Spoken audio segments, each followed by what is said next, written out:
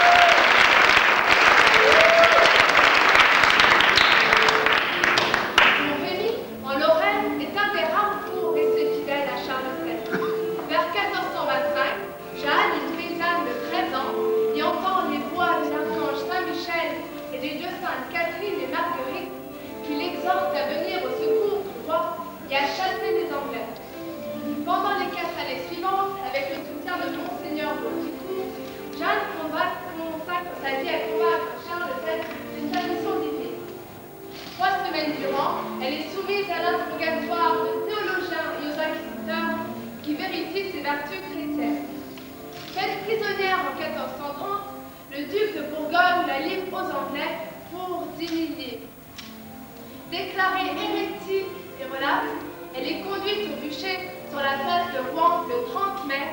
Elle a 19 ans. En 1955, le dramaturge Johan Louis écrivit une version théâtrale du procès de Jeanne qui va être représentée devant vous ce soir. En place, le public vous attend.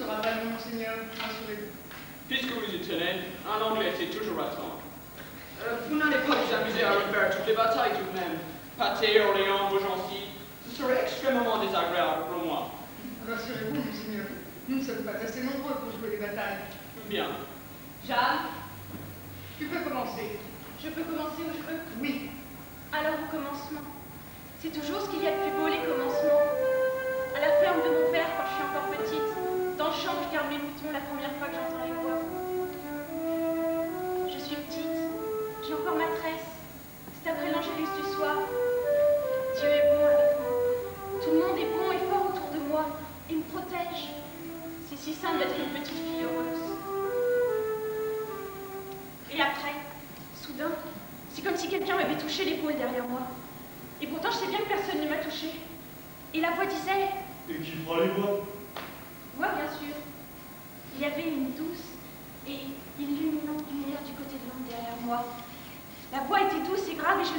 pas.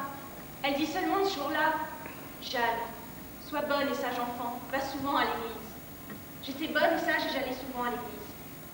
C'est tout la première fois. Je n'ai pas compris, j'ai eu très peur et je me suis sauvée en courant. Je n'ai rien dit à mes parents en rentrant. Mais je suis revenue un peu plus tard avec mon frère chercher le troupeau que j'avais laissé. Mais le soleil s'était couché et il n'y avait plus de lumière. Alors il y eut la deuxième fois. Mais cette fois en plein soleil. Et plus fort que le soleil, cette fois je l'ai vu. Qui?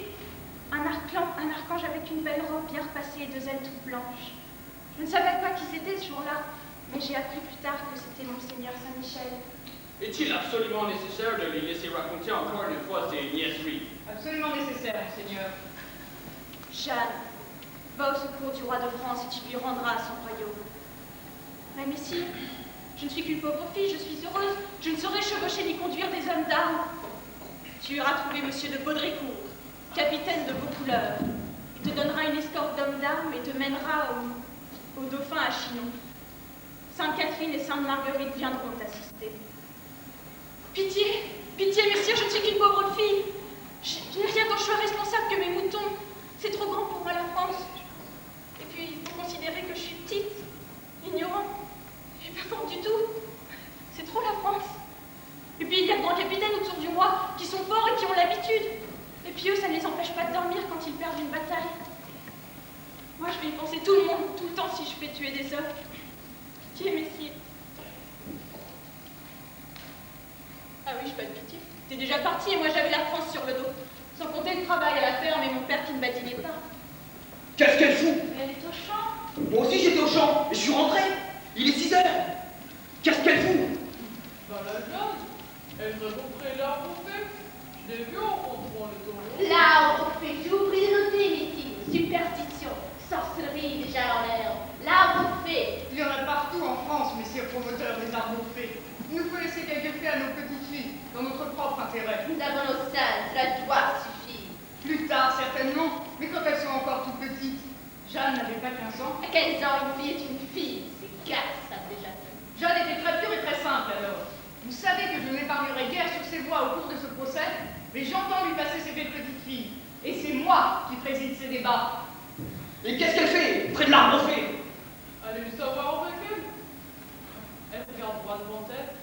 Elle va comme si elle attendait quelque chose. Ce n'est pas la première fois que je la vois. Mais pourquoi ne l'as-tu pas dit plus tôt, petit malheureux? Tu y crois encore, tu dirais, à ton âge? Elle attend quelqu'un, oui, pas quelque chose. Je lui dis qu'elle a un amour de la Jeanne. Donne-moi ma crique. Mais papa, tu sais bien que Jeanne est pure comme l'enfant. Oh, les filles, c'est pur comme l'enfant. Ça nous tend leur front avec des yeux bien clairs. Et puis crac, le lendemain, on ne sait pas ce qu'il s'est passé. On ne peut plus rien lire du tout dans leurs yeux. C'est devenu le diable. Le mot est prononcé, messieurs, et par son père. Comment sais-tu? Jeanne était pure ce matin encore quand elle est partie au champ. Et moi, quand tu m'as prise sur mon père, j'étais pure. Comment étaient donc mes yeux le lendemain? Pareil, là n'est pas la question. Ah, c'est donc que t'as connu d'autres filles, bonhomme? Tu ne l'avais jamais dit, ça. Je te dis qu'il n'est pas question ni de toi, ni d'autre fille, ni de Jeanne. Donne-moi ma crique. Et si elle a rendez-vous, je les assomme tous les deux. Oui, j'ai un rendez-vous. Mais mon amoureux a une belle robe bien repassée et deux ailes toutes blanches. Et de sa voix grave, il répétait: Jeanne, Jeanne, qu'attends-tu? Il y a grande pitié au royaume de France. Mais messire, je ne suis qu'une petite fille heureuse. Vous vous êtes sûrement trompée. Est-ce que Dieu se trompe, Jeanne? Je pouvais tout de même lui répondre oui. Il fallait faire ton signe de croix. Je l'ai fait. Et l'archange avec moi en me regardant bien dans les yeux pendant que la cloche sonnait. Il fallait crier pas de rétro, Satanas. Je ne connais pas le latin, messire. Ne fais pas l'idiote, le diable comprend le français. Il fallait lui crier va-t'en, sale diable puant, ne me tente pas davantage. Mais messire, c'était Monseigneur Saint-Michel. Tu t'as dit petite dinde, je l'ai cru. D'abord, ça ne pouvait pas être le diable. Il était si beau. Justement, le diable est beau. Oh, messire. Je crains, messieurs promoteurs, que ces subtilités théologiques, qui peuvent être matière à discussion entre clercs, ne dépassent l'entendement de cette pauvre fille. Vous la scandalisez inutilement. Tu as menti, chanoine. Je ne suis peut-être pas si savante que toi, mais je sais, moi, que le diable est laid, que tout ce qui est beau est la faute de Dieu. Ce serait trop facile et trop bête. Crois-tu donc que le diable est bête? Il est 1000 fois plus intelligent que toi et moi réunis. Quand il veut tenter une âme, tu crois qu'il se présente à elle comme un chat derrière un gentil, comme un chameau d'Arabie, comme une licorne épouvantable, dans les contes pour enfants peut-être. En réalité, il choisit la nuit la plus douce, la plus lumineuse, la plus embaumée, la plus trompeuse de l'année. Il prend les traits d'une belle fille toute nue, les seins dressés, insupportables. Chanoine, vous égarez. Voilà bien loin du diable de Jeanne, monsieur Armagnan. Je vous en prie, ne mélangeons pas les diables de chacun. Je l'excuse, monseigneur, mais il n'y a qu'un diable. D'ailleurs, nous n'en sommes pas au procès. Nous l'interrogerons tout à l'heure. Continue, Jeanne. Alors si le diable est bon, comment peut-on savoir si c'est le diable? En le demandant à ton curé. On ne peut pas le savoir tout seul. Non. Dis pourquoi il n'y a pas de salut en l'église. On n'a pas toujours son curé avec soi, sauf pour les riches. C'est difficile pour les pauvres. C'est difficile pour tout le monde de ne pas être damné. Laissez-la, monsieur le promoteur. Laissez-la parler avec ses voix. C'est le commencement de l'histoire. Personne ne peut les lui reprocher encore. Alors la deuxième fois, il y eut Sainte Catherine et Sainte Marguerite. Et elles étaient belles, elles aussi. Étaient-elles toutes nues? Messire, croyez-vous que notre Seigneur n'ait pas les moyens de payer des robes à ses saints? Vous nous faites tous sourire, vous voyez, messieurs le promoteur, avec vos questions. Abstenez-vous dorénavant d'intervenir tant que nous n'aborderons pas le fond du débat. Quelle confusion risquez-vous de jeter dans cette jeune cervelle en lui insinuant que le bien et le mal, ce n'est qu'une question d'avis? Nos saints sont généralement vêtus dans leur représentation habituelle. Je vous l'accorde. Notre Seigneur est venu sur la croix. Tu as dit ce que j'allais dire, Jeanne, en me coupant la parole d'ailleurs. Mais tu oublies qui tu es et qui nous sommes. Tes pasteurs, tes maîtres et tes juges. Garde-toi de ton orgueil, Jeanne. Si le démon peut t'atteindre un jour, c'est de lui qu'il se servira. Je sais que je suis orgueilleuse. Mais si notre Seigneur n'avait pas voulu que je sois orgueilleuse, pourquoi m'a-t-il montré son archange flamboyant et ses seins vêtus de lumière? Pourquoi m'a-t-il promis de convaincre des hommes que j'ai convaincus, et d'aussi sages, d'aussi savants que vous, d'avoir une belle armure blanche, nom de mon prince, une épée, et de conduire de vieilles garçons au milieu de la mitraille, toute droite sur mon cheval? Il n'avait qu'à me laisser avec ma mère à filer et à coudre, je ne serais jamais devenue orgueilleuse. Pèse tes paroles, Jeanne, pèse tes pensées. Tu accuses ton Seigneur maintenant. Je m'en garde. Je dis seulement que sa volonté soit faite, même s'il a voulu me damner et me rendre orgueilleuse. C'est aussi son droit. Épouvantable! Ce qui est dit est épouvantable. Dieu peut-il vouloir d'aller une âme? Il faut l'écouter sans frémir, messire. Je vois la légère d'une affreuse hérésie qui déchira un jour l'église.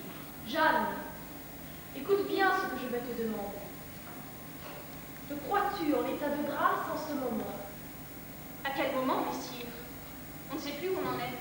Au début, quand j'entends les voix, ou à la fin, quand j'ai compris que mon roi et mes compagnons m'abandonnaient. Quand j'ai douté, quand j'ai abjuré que je me suis reprise. N'élude pas ma question. Te crois-tu en état de grâce?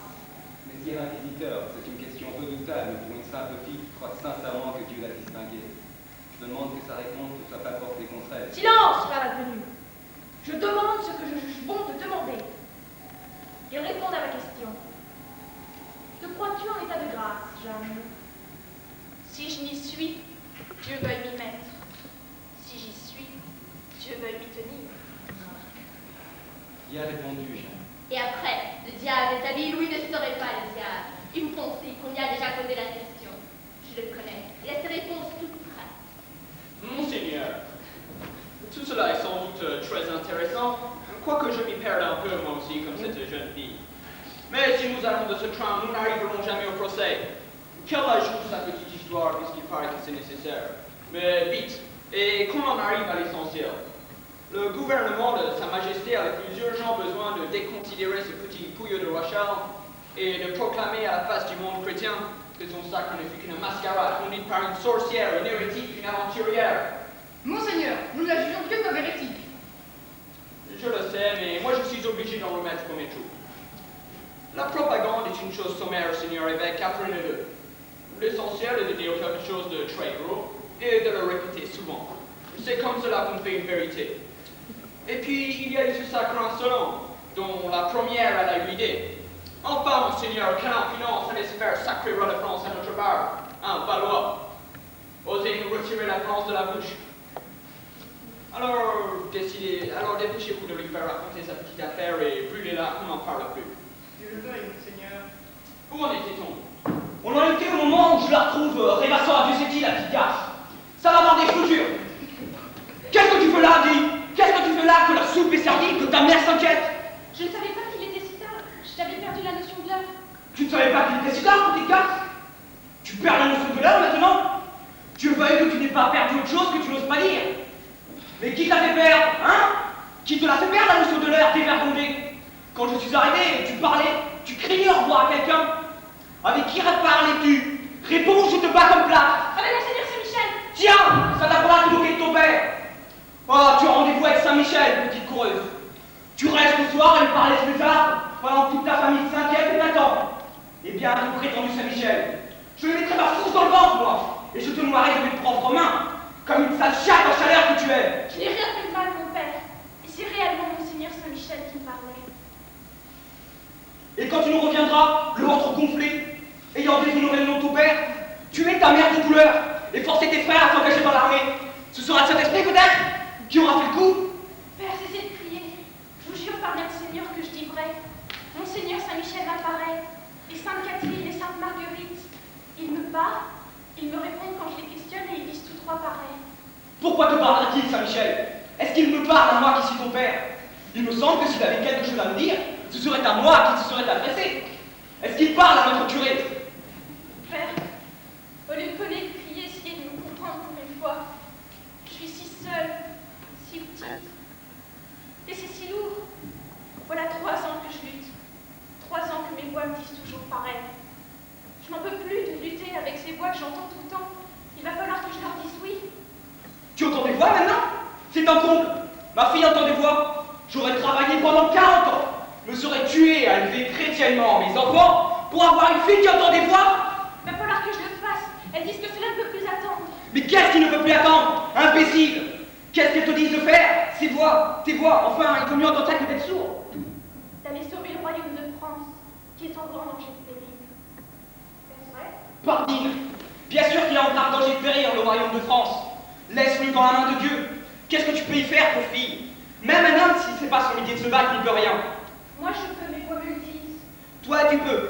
Tu es plus maligne que le grand capitaine qui ne peuvent plus se faire piler à tous les coups de nos jours. Oui, mon père. Oui, mon père, tu n'es peut-être pas une coureuse, tu es pire. Tu es une folle. Mais qu'est-ce que tu peux donc, pauvre idiote? Ce que mes voix m'ont dit, allez trouver le sire de Baudricourt, qui me donnera une escorte. Et quand j'aurai cette escorte, allez trouver le sire le dauphin, lui dire qu'il est le vrai roi, et l'emmener à la tête de son armée délivrer Orléans. Et après, l'emmener à Reims, se faire sacrer par Monseigneur l'archevêque avec ses saintes huiles, et chasser tous les Anglais hors de France. Ah, tu t'expliques enfin, ta fille. C'est à la vie des soldats que tu veux, comme la dernière des dernières. Mon père, comme la première, en avant, sans jamais regarder en arrière au milieu des flèches. Ce sont mes voix qui me l'ont dit, jusqu'à ce qu'il n'y ait plus un seul Anglais en France. Sauver la France, sauver la France. Et qui gardera mes vaches pendant ce temps-là? Tu crois que je t'ai élevé, moi, que j'ai fait tous les sacrifices que j'ai fait pour toi, pour que tu t'en ailles faire la fête avec les soldats? Oh, je vais te la prendre, moi, sauver la France. Arrêtez, père, arrêtez! Arrêtez-le, voyons, il lui fait mal. Nous n'y pouvons rien faire d'être venus. Nous ne connaissons Jeanne qu'au procès. Nous ne pouvons que jouer notre rôle. Chacun le sien, bon ou mauvais, tel qu'il est écrit et à son tour. Et vous savez que nous lui ferons bien du mal tout à l'heure. Désagréable, n'est-ce pas, cette petite scène de famille? Pourquoi? En Angleterre aussi, nous sommes fermement partisans des châtiments corporels pour les enfants. Cela forme le caractère. J'ai moi-même été rehaussé à mort, je m'en porte fort bien.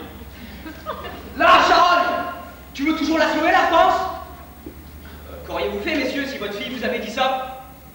Une seule chose me peine et me surprend. La carence de notre service de renseignement dans cette affaire.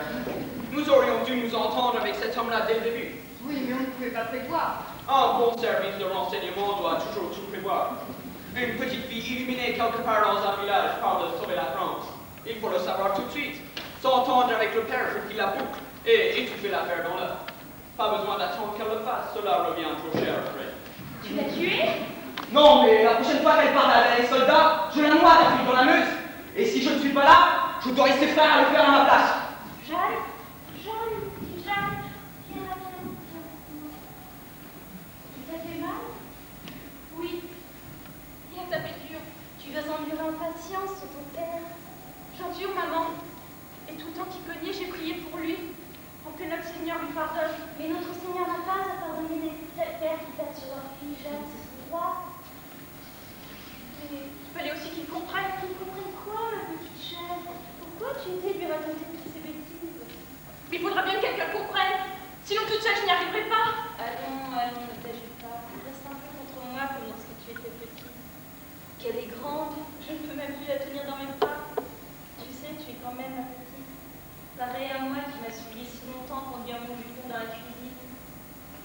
te donnais toujours une petite carotte à gratter ou un petit plat à essuyer pour que tu fasses tout comme moi. Tes frères, ce n'était pas la même chose. C'était des hommes comme ton père. Il ne faut pas essayer de leur faire comprendre aux hommes. Il faut dire oui, et puis comme ils sont toujours au champ, après, on est maîtresse. Je ne devrais pas te dire tout cela. Mais maintenant, tu es une femme, tu es grande. Ton père est bon et juste. Mais si je ne trichais pas un peu, pour son bien même, tu penses que je m'en tirerais? J'ai une petite gratte que je fais sur le ménage. Un sou par-ci, un sou par-là. Si tu veux, à la prochaine fois, je t'achèterai un beau mouchoir brodé et tu seras belle. Ce n'est pas être belle que je veux, maman. Moi aussi, j'étais folle. Moi aussi, j'ai aimé un garçon avant ton père. Il était beau. Mais ce n'était pas possible, il est parti comme soldat. Et tu vois, j'ai été heureuse tout de même. Qui c'est donc? Il n'est pas de secret pour ta mère. Tu ne peux même pas dire son nom. Il est du village tout de même. Peut-être que ton père accepterait. Il n'est pas contre le mariage. On pourrait lui faire croire que c'est lui qui l'a choisi, petite folle. Tu sais, les hommes, ils crient, ils commandent, ils cognent, mais nous, on les mène pardonner. Ce n'est pas me marier que je veux, maman. Monseigneur Saint-Michel m'a dit que je dois partir, à cheval, trouver Messire le Dauphin à Chinon. Jeanne, je te parle doucement, mais à moi, je te défends de dire des bêtises. D'abord, je ne laisserai jamais t'habiller en homme. Ah, ma fille en homme, je voudrais voir ça, par exemple. Mais il faudra bien pour chevaucher et conduire les soldats. C'est Monseigneur Saint-Michel qui l'a dit. Que Monseigneur Saint-Michel te le commande ou non, tu ne monteras pas à cheval. Ce n'est pas de ta condition. Jeanne d'Arc à cheval, eh bien, ça fera du joli dans le village. Mais la demoiselle de vos couleurs monte bien pour chasser le faucon. Tu ne monteras jamais à cheval, mauvaise fille. Ce n'est pas de ta condition, je te dis. On voit là des idées de grandeur. Mais comment veux-tu que je commande les soldats? Tu n'iras jamais voir les soldats, mauvaise fille. Tu vois, pour ça, j'aimerais mieux te voir morte. Tu vois, je parle comme ton père déjà. Il y a tout de même des points sur lesquels nous sommes d'accord. Une fille, ça file, ça tisse, ça lave et ça reste à la maison. Ta grand-mère n'a jamais dû bouger d'ici. Moi non plus, tu feras de même et quand tu auras une fille, tu apprendras à lui faire pareil. Et t'en allais avec tes soldats, mais qu'est-ce que j'ai fait au ciel pour avoir une fille pareille? Tu veux donc me voir morte? Non, maman. Vous voyez, Messire Saint-Michel, ils ne comprendront jamais. Personne ne comprendra jamais. Vaut mieux que je renonce tout de suite. Notre Seigneur n'a-t-il pas dit qu'il fallait d'abord obéir à son père et à sa mère? Jeanne, d'abord il faut obéir à Dieu. Mais si Dieu demande l'impossible, alors il faut tenter l'impossible, tout simplement. Commence, Jeanne. Dieu ne te demande pas autre chose. Mais messire, peut-on penser que notre Seigneur puisse vouloir qu'on fasse pleurer son père et sa mère, qu'on les fasse mourir peut-être de peine en partant? C'est difficile à comprendre. Il a dit, je suis venu apporter non la paix, mais le glaive. Il ne demande pas l'impossible à tout le monde, mais à toi il le demande. Il pense que rien n'est trop difficile pour toi, voilà tout. Bien, j'irai. Orgueilleuse. Qui a dit orgueilleuse? C'est toi, Jeanne. Et dès que tu auras commencé ce que Dieu t'a demandé, c'est ce que tout le monde te dira. Il va falloir être assez humble dans la main de Dieu pour porter ce manteau d'orgueil. Ce sera lourd, messire? Oui, ce sera lourd. Mais Dieu sait que tu es forte. C'est décidé, c'est vu. J'irai trouver mon oncle Dion. Celui-là, j'en fais ce que je veux. Oh, je lui tourner en bourrique, je lui ferai le petit bisou sur la joue, je monterai sur ses genoux. Il m'achètera un beau fichier tout neuf et me conduira à vos couleurs. Idiote, pauvre idiote. T'avais besoin d'aller raconter tout ça aux parents? La prochaine fois, si tu me donnes un sou pour m'acheter une chip, je ne dirai pas que je t'ai vu avec ton amoureux, hein? Ah, c'est toi qui leur as dit, Vermine. C'est toi qui leur as dit, petit cochon. Le v'là ton sou, la v'là ta chic, je t'apprendrai, moi, à rapporter. Quoi? Qu'est-ce qui se passe là? Qu'est-ce qu'elle veut? C'est quoi cette histoire de fou? Ah, mais qu'est-ce que tu veux, Auguste Puceron? Depuis 3 jours que tu fais l'idiote à la porte du château à amuser mes sentinelles avec des contes à dormir debout. Je voudrais un habit d'homme, messire, un cheval et une escorte d'homme d'armes. Et mon pied quelque part, tu ne le veux pas aussi? Je veux bien, et quelques bonnes gifles aussi. J'ai l'habitude avec mon père, pourvu qu'après j'ai mon cheval. Écoute, tu sais qui je suis, ce que je veux. Les filles de ton village t'ont mis au courant. Non, Seigneur, je vois pas de quoi vous voulez parler. Moi, c'est Monseigneur Saint-Michel qui m'envoie. Ne mêle pas les saints du paradis et ces histoires-là, effrontées. Le coup de Saint-Michel, c'est bon pour les sentinelles pour arriver jusqu'à moi. Mais tu y es devant moi. Bon, je dis pas que tu l'auras pas, ton cheval. Une vieille rosse contre une bonne fille toute neuve. C'est raisonnable comme marché. Tu es plus tard? Oui, messire. Va prendre le cheval. Tu as le joli yeux. C'est que je veux pas seulement un cheval, messire. Ah, tu es gourmand, continue, tu m'amuses. Il n'y a que les imbéciles qui se croient volés en demandant une fille. Moi, j'aime bien qu'il me coûte cher mon plaisir. Ça me permet de me figurer si j'en ai vraiment envie. Tu vois ce que je veux dire? Non, messire. Tant mieux. Tu n'aimes pas les raisonneuses, oui. Mais qu'est-ce que tu veux en plus du cheval? La taille rentre bien cet automne. Je me sens d'humeur à la dépense. Une escorte homme d'âme pour m'accompagner à Chinon. Écoute-moi bien. Je suis bonhomme et je n'aime pas qu'on se moque de moi. Mais qu'est-ce que tu vas aller faire à Chinon? Trouver messire le dauphin. Tu as l'ambition, toi, au moins pour une pucelle de village. Et pourquoi pas le duc de Bourgogne pendant que tu y es?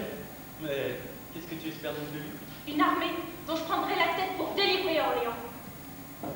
Si tu es folle, c'est autre chose. Je ne peux pas me fourrer dans une vilaine histoire. Rodolphe! Fais-la doucher un peu et fourre-la en prison.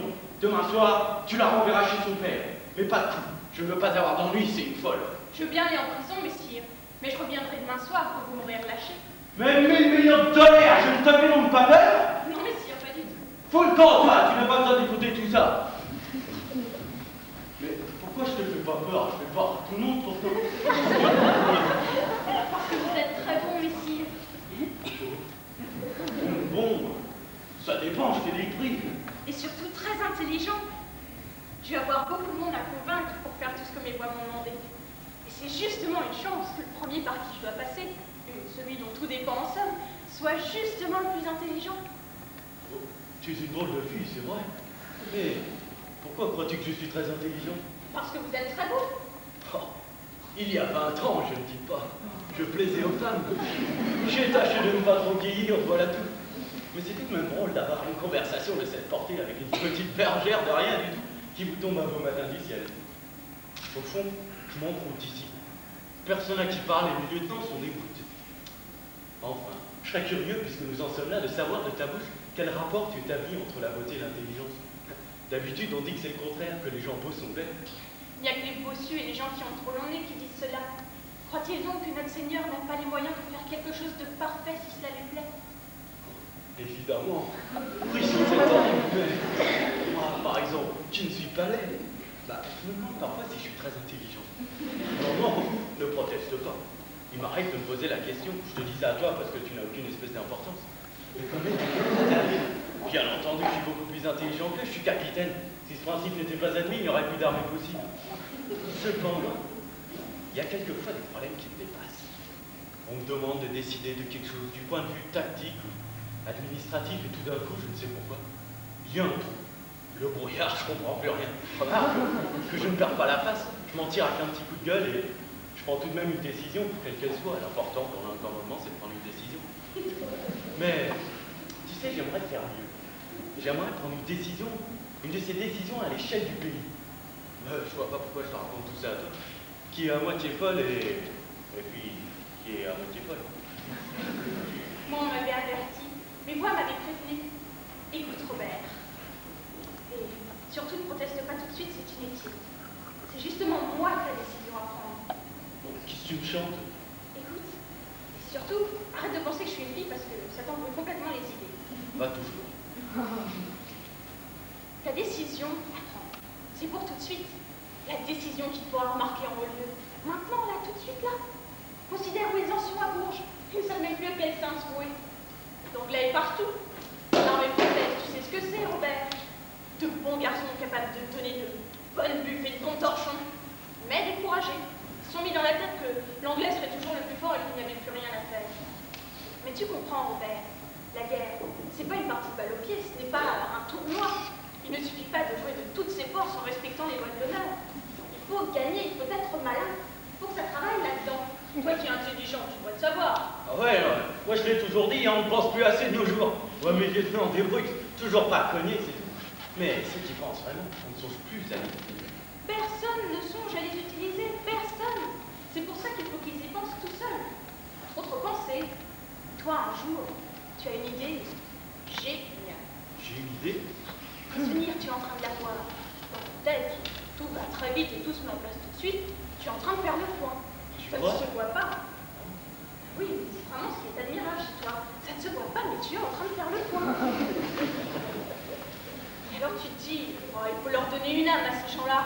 vois, quelque chose de simple. J'ai justement dans ma capitellerie une petite bergère à qui Saint-Michel apparaît à ce qu'il paraît. Et Sainte-Catherine et Sainte-Marguerite. Je sais, tu ne crois pas, mais passe momentanément. C'est là que tu es extraordinaire. Tu te dis, c'est une petite bergère de rien du tout. Mais supposons qu'elle ait réellement vu Dieu. C'est pile ou face, on ne peut pas le prouver, mais on ne peut pas prouver le contraire. Or, elle est déjà parvenue jusqu'à moi, malgré moi, et il y a déjà une demi-heure que je l'écoute. Tout d'un coup, il y a ton idée géniale qui commence à venir. Tu te dis, si elle a réussi à me convaincre, moi, pourquoi ne convaincrait-elle pas le dauphin et Dunois et l'archevêque sont des hommes comme moi, après tout. Pourquoi ne convaincrait-elle pas nos soldats? De quoi ont-ils besoin, nos soldats? D'un étendard, de quelqu'un qui galvanise leur énergie, qui leur montre que Dieu est avec eux. Et alors, tout d'un coup, tu es admirable. Tu crois? Je te le dis, mais je ne serai pas la seule. Tu dis, bon, je suis pas tellement sûre qu'elle soit envoyée de Dieu. Mais je la leur envoie, envoyée de Dieu ou pas. Et puis, si eux, ils le croient, ça reviendra au même. J'ai justement mon courrier qui part pour Bourges demain matin. Oh, qui t'a dit ça, c'est secret? Je me suis renseignée. Je lui donne 6 bons solides garçons pour l'escorte. Je lui expédie avec le courrier pour Bourges. Peut-être que je la connais, elle saura se débrouiller. Eh ben, tu sais, mon petit Robert, t'es rudement intelligent pour avoir pensé tout ça. Seulement, le mal, donne-moi un bientôt parce que j'ai pas encore mangé. Tu vas te casser la gueule, ma fille. Penses-tu, Monseigneur Saint-Michel me rattrapera? Tiens, je te parie, Robert. Je te parie la meilleure que tu ne m'as pas encore donnée. Tu fais venir 2 chevaux dans la cour, fais un petit temps de galop, et puis si je tombe, tu me crois pas. C'est régulier, ça. Top là, cochon qui s'en délivre. Allez, top là, je me remue un peu. Vous ne croirez pas, mais de penser, ça fatigue. Bonus! Tu as couru en prison? Non, imbécile! Tu lui fais donner une culotte et tu nous emmènes 2 chevaux. On va faire un petit temps de galop tous les deux. Mais le conseil, il est 4 heures. Demain. Aujourd'hui, j'y ai assez pensé.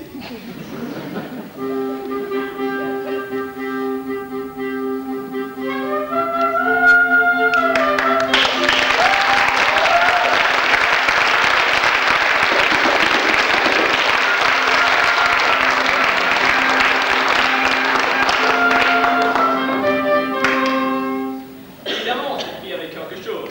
J'ai beaucoup apprécié cette façon de retourner cet imbécile. Pour mon goût, je trouve la scène un peu grosse. Il faudra tout de même qu'elle trouve mieux avec Charles. Seigneur évêque, dans votre métier et dans le mien, une officielle parle des siennes. Qu'est-ce que gouverner le monde avec la truite ou la houlette de pasteur, sinon faire croire à des imbéciles qui pensent de même ce que nous leur faisons pas penser. Pas besoin de l'intervention de Dieu là-dedans. C'est en cela que cette scène m'amuse.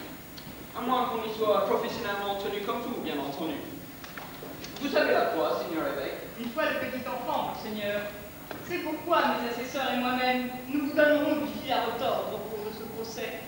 Quoique nous ayons été des collaborateurs sincères du régime anglais, qui nous paraissait alors la seule solution raisonnable dans le chaos. Notre honneur, notre pauvre honneur aura été pourtant de faire l'impossible contre vous, de vivre de votre argent, avec vos 800 soldats à la porte du prétoire. Ils avaient vos rôles à vous, protégés par l'armée française, de nous traiter de vendus. Nous étions dans Rouen occupés, nous. Je n'aime pas le mot occupé. Vous oubliez le traité de Troyes. Vous étiez sur les terres de Sa Majesté, tout simplement. Entourés des soldats de Sa Majesté, des exécutions de traite de Sa Majesté, soumis au bon plaisir du ravitaillement et au couvre-feu de Sa Majesté, nous étions des hommes. Nous avions la faiblesse de pouvoir vivre et de tenter de sauver Jeanne en même temps.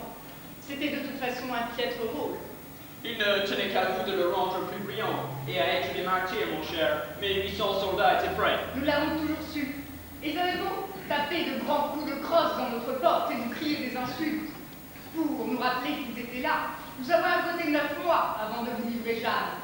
9 mois avant de faire dire oui à une petite fille abandonnée de tous. 9 mois, c'est vrai. Quel accouchement ce procès. Elle en met du temps, la juste sainte mère d'église, d'inventer un petit acte politique. Enfin, le cauchemar est passé, la mère et l'enfant se portent bien. J'ai beaucoup réfléchi à tout cela, Monseigneur. Il fallait d'abord sauver la vieille maison, cette grande et raisonnable bâtisse humaine qui est en somme La seule chose qui nous reste dans le désert, les jours où le seul Dieu s'absente, mais c'est dans cette solitude de bête que l'homme qui continue à relever la tête est grand, grand tout seul. Oui, sans doute, mais nous autres hommes politiques, nous sommes obligés de nous efforcer de ne pas trop penser à cette grandeur de l'homme seul. Comme par un fait exprès, nous la rencontrons généralement chez les gens que nous faisons fusiller. Mais écoutons plutôt Chinon, monseigneur. J'ai le plus profond mépris pour ce petit lâche de Charles, mais c'est un personnage qui m'a toujours amusé.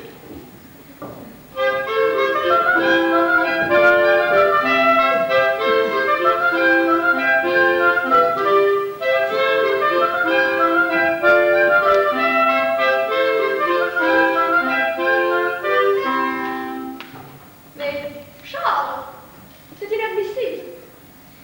Tu ne peux pas me laisser paraître à ce bal, fagoté comme ça.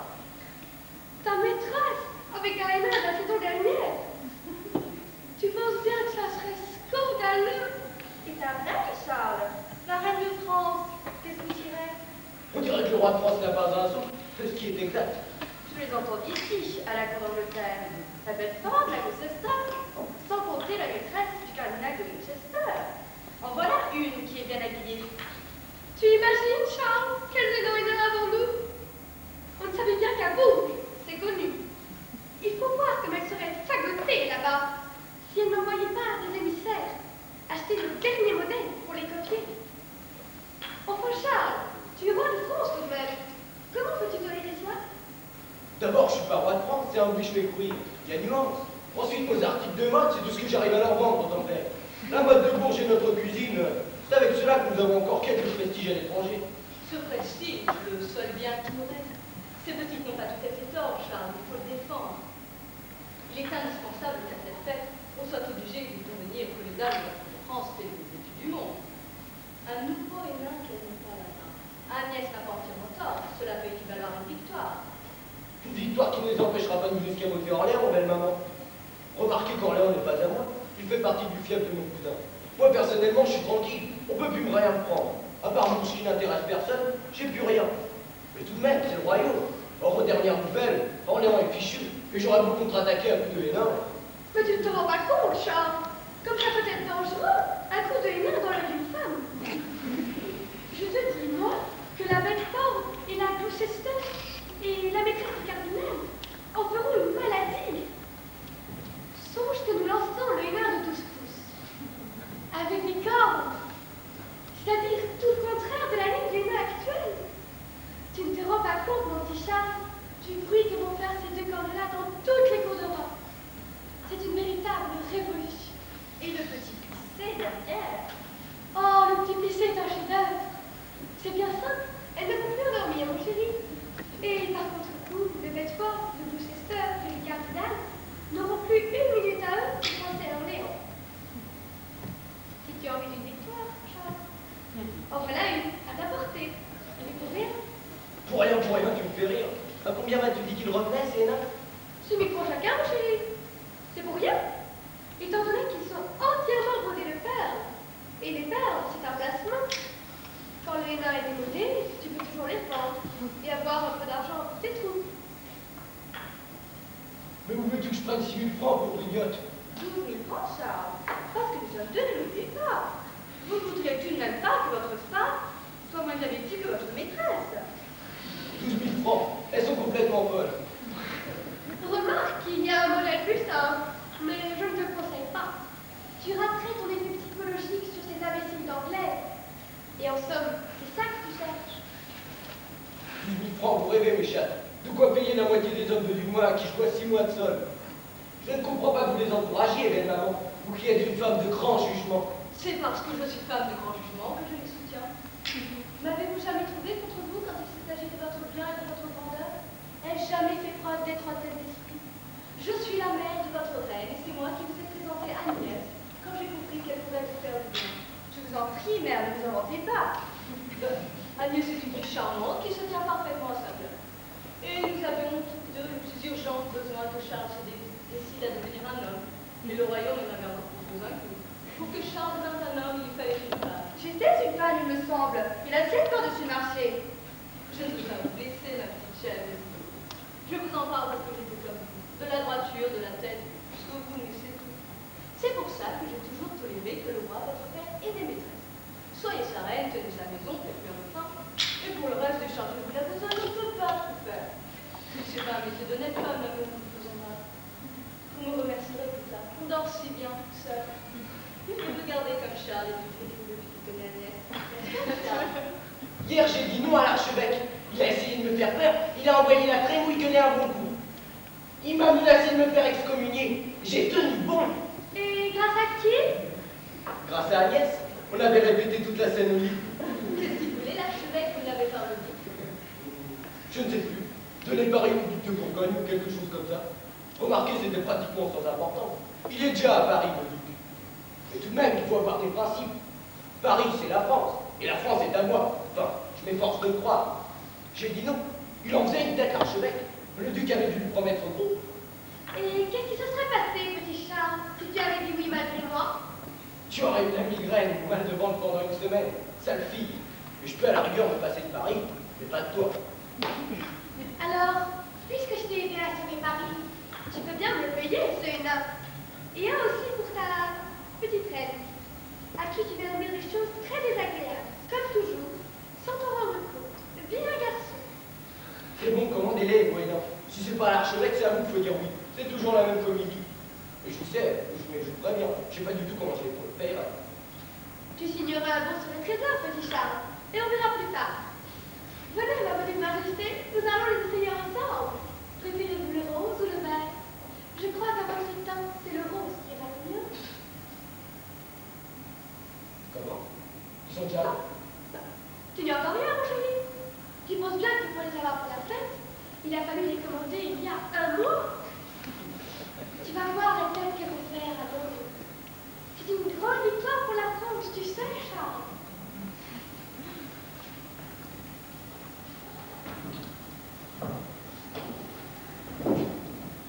Il me faut rire avec leur victoire. La démouille, la trémouille du bois, c'est toujours pareil. Ça va toujours être une grande victoire. Mais tout s'achète de nos jours. Les grandes victoires comme le reste. Et si j'ai pas assez d'argent, moi, pour m'offrir une grande victoire, si c'est au-dessus de mes moyens, la France. Vous n'en voulez pas, vous aussi, belle maman, de Hénin? Vous pouvez y aller. De toute façon, ma signature ne vaut rien. Je renonce le Hénin, à mon âge et aux autres choses. Faire de moi un grand roi, je sais. C'est fatigant à la longue, tous ces gens qui veulent faire de moi un grand roi. Même Agnès, même au lit, vous pensez comme c'est drôle. Vous l'avez bien dressé. Mais quand comprendrez-vous que je ne suis qu'un pauvre petit valois de rien du tout? Et il faudrait un miracle. Mais entre nous, ce n'est pas seulement les moyens qui me manquent. C'est le courage. C'est pour ça qu'ils me traitent tous comme ça. Ils savent que je suis peut-être qu'un bâtard. Mais c'est vous et vous seul qui le refutez tout le temps, Charles. Quand je vois leur gueule de fils légitime à tous, c'est fou ce que je me sens bâtard. Qu'est-ce que c'est que cette époque où il faut être premier prix de gymnastique pour être quelqu'un? Il faut pouvoir brandir une épée du livre et se balader avec une armure de je ne sais combien sur le dos. Quand on la met, la mienne, je peux plus bouger. Je suis bien avancé.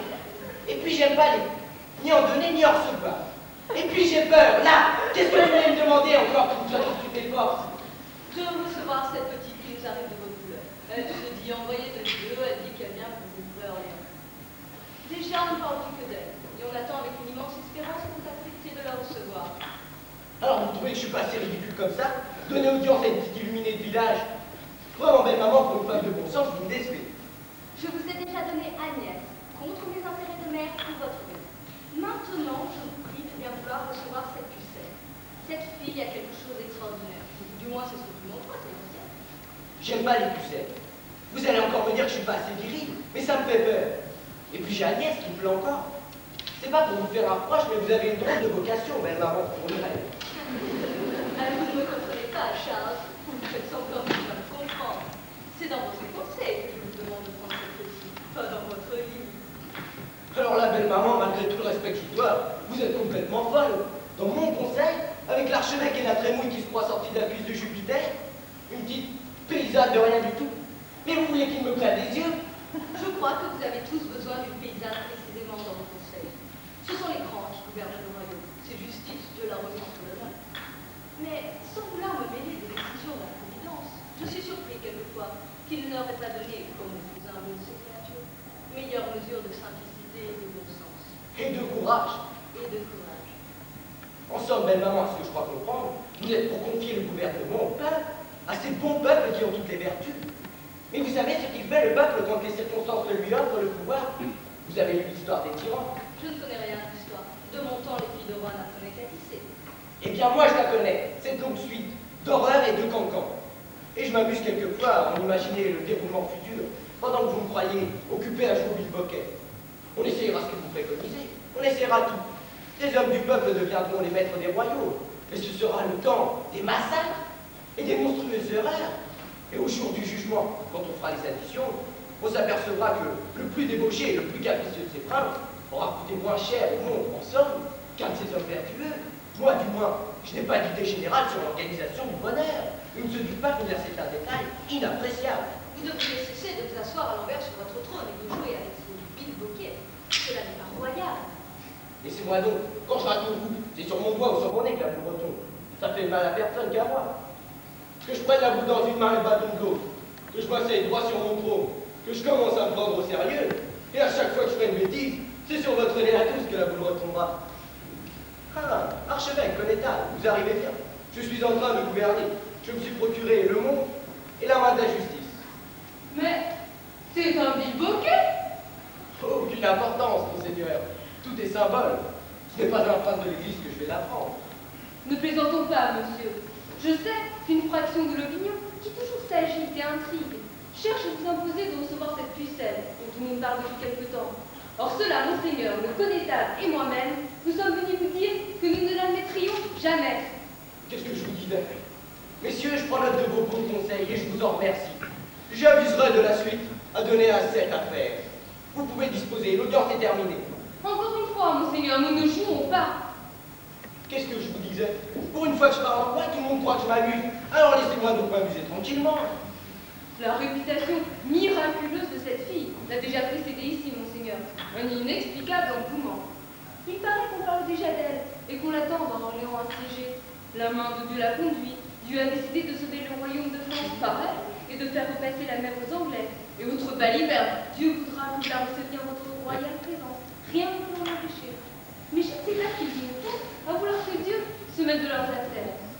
Et naturellement, elle fait des miracles, cette petite garce. C'est le contraire qui m'est étonné. Tout le monde est unanime, du plus petit des palais des chiens aux plus grandes dames de votre cour à ce que je vois. Il n'y a qu'elle qui puisse nous sauver. C'est absurde. Monseigneur, je traite devant vous l'une des plus graves affaires du royaume, mais vous jouez au bilboquet.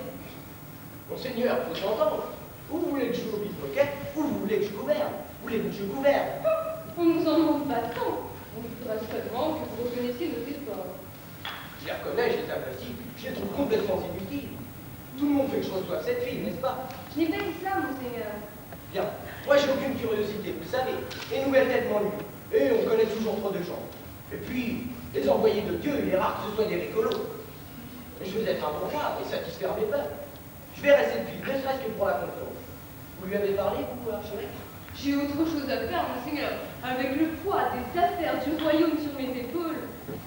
Bien, moi j'ai rien d'autre à faire qu'à jouer au bilboquet. Je la recevrai donc pour vous décharger de ce souci. Et je vous promets de vous en dire franchement mon impression. Vous pouvez me faire confiance. Je vais recevoir cette fille, et si elle me donne envie d'écouter parler du royaume de France, ce que personne n'a jamais réussi sans me faire bailler, c'est qu'elle peut vraiment faire des miracles. Une fille de paysan chez le roi. Oh, vous savez, je reçois un peu tout le monde chez moi. Je dis pas ça pour M. Zatroni qui sort directement de la piste de Jupiter. Mais vous-même, monseigneur, je crois me souvenir que vous êtes le petit-fils d'un marchand de vin. Loin de moi de vous en faire un proche. Quoi de plus naturel? Vous en êtes venu à la prêtrise par les burettes. Et moi, il n'est pas du tout sûr que je sois fils de roi. Vous l'avez assez souvent répété. Alors, ne jouons pas au petit jeu des castes. Nous nous rendrions tous ridicules. Venez, belle maman. J'ai envie de lui faire une petite farce à cette pucelle-là. Nous allons déguiser un de mes pages avec un pourpoint royal, le moins cloué. Nous le mettrons sur mon trône et je me dissimulerai dans la poule. Le discours de l'envoyé de Dieu à un page, ce sera du dernier comique. On le laisse faire. Il prend cela en jouant comme le reste. Ça ne peut pas être dangereux. Et puis, le fait qu'il ait reçu, calmera sans doute les esprits. Donc un jour, on se toquera d'une nouvelle envoyée de Dieu et on aura oublié celle-là. D'autant plus qu'avec Dieu, ce qui... Archevêque, je commande l'armée. Et tout ce que je peux vous dire, c'est que la médecine officielle penseurs du recruteur, aux guérisseurs, aux charlatans. Enfin, à ce que vous appelez les envoyés de Dieu. Qu'est-ce qu'on risque? Connétable. Avec Dieu, on risque tout.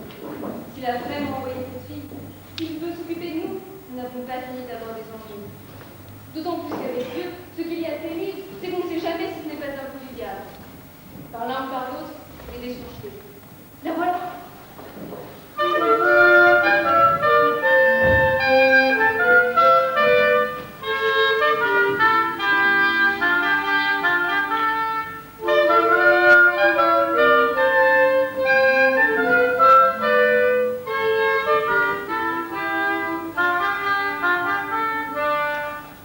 Il faut se prosterner, petit, devant le roi.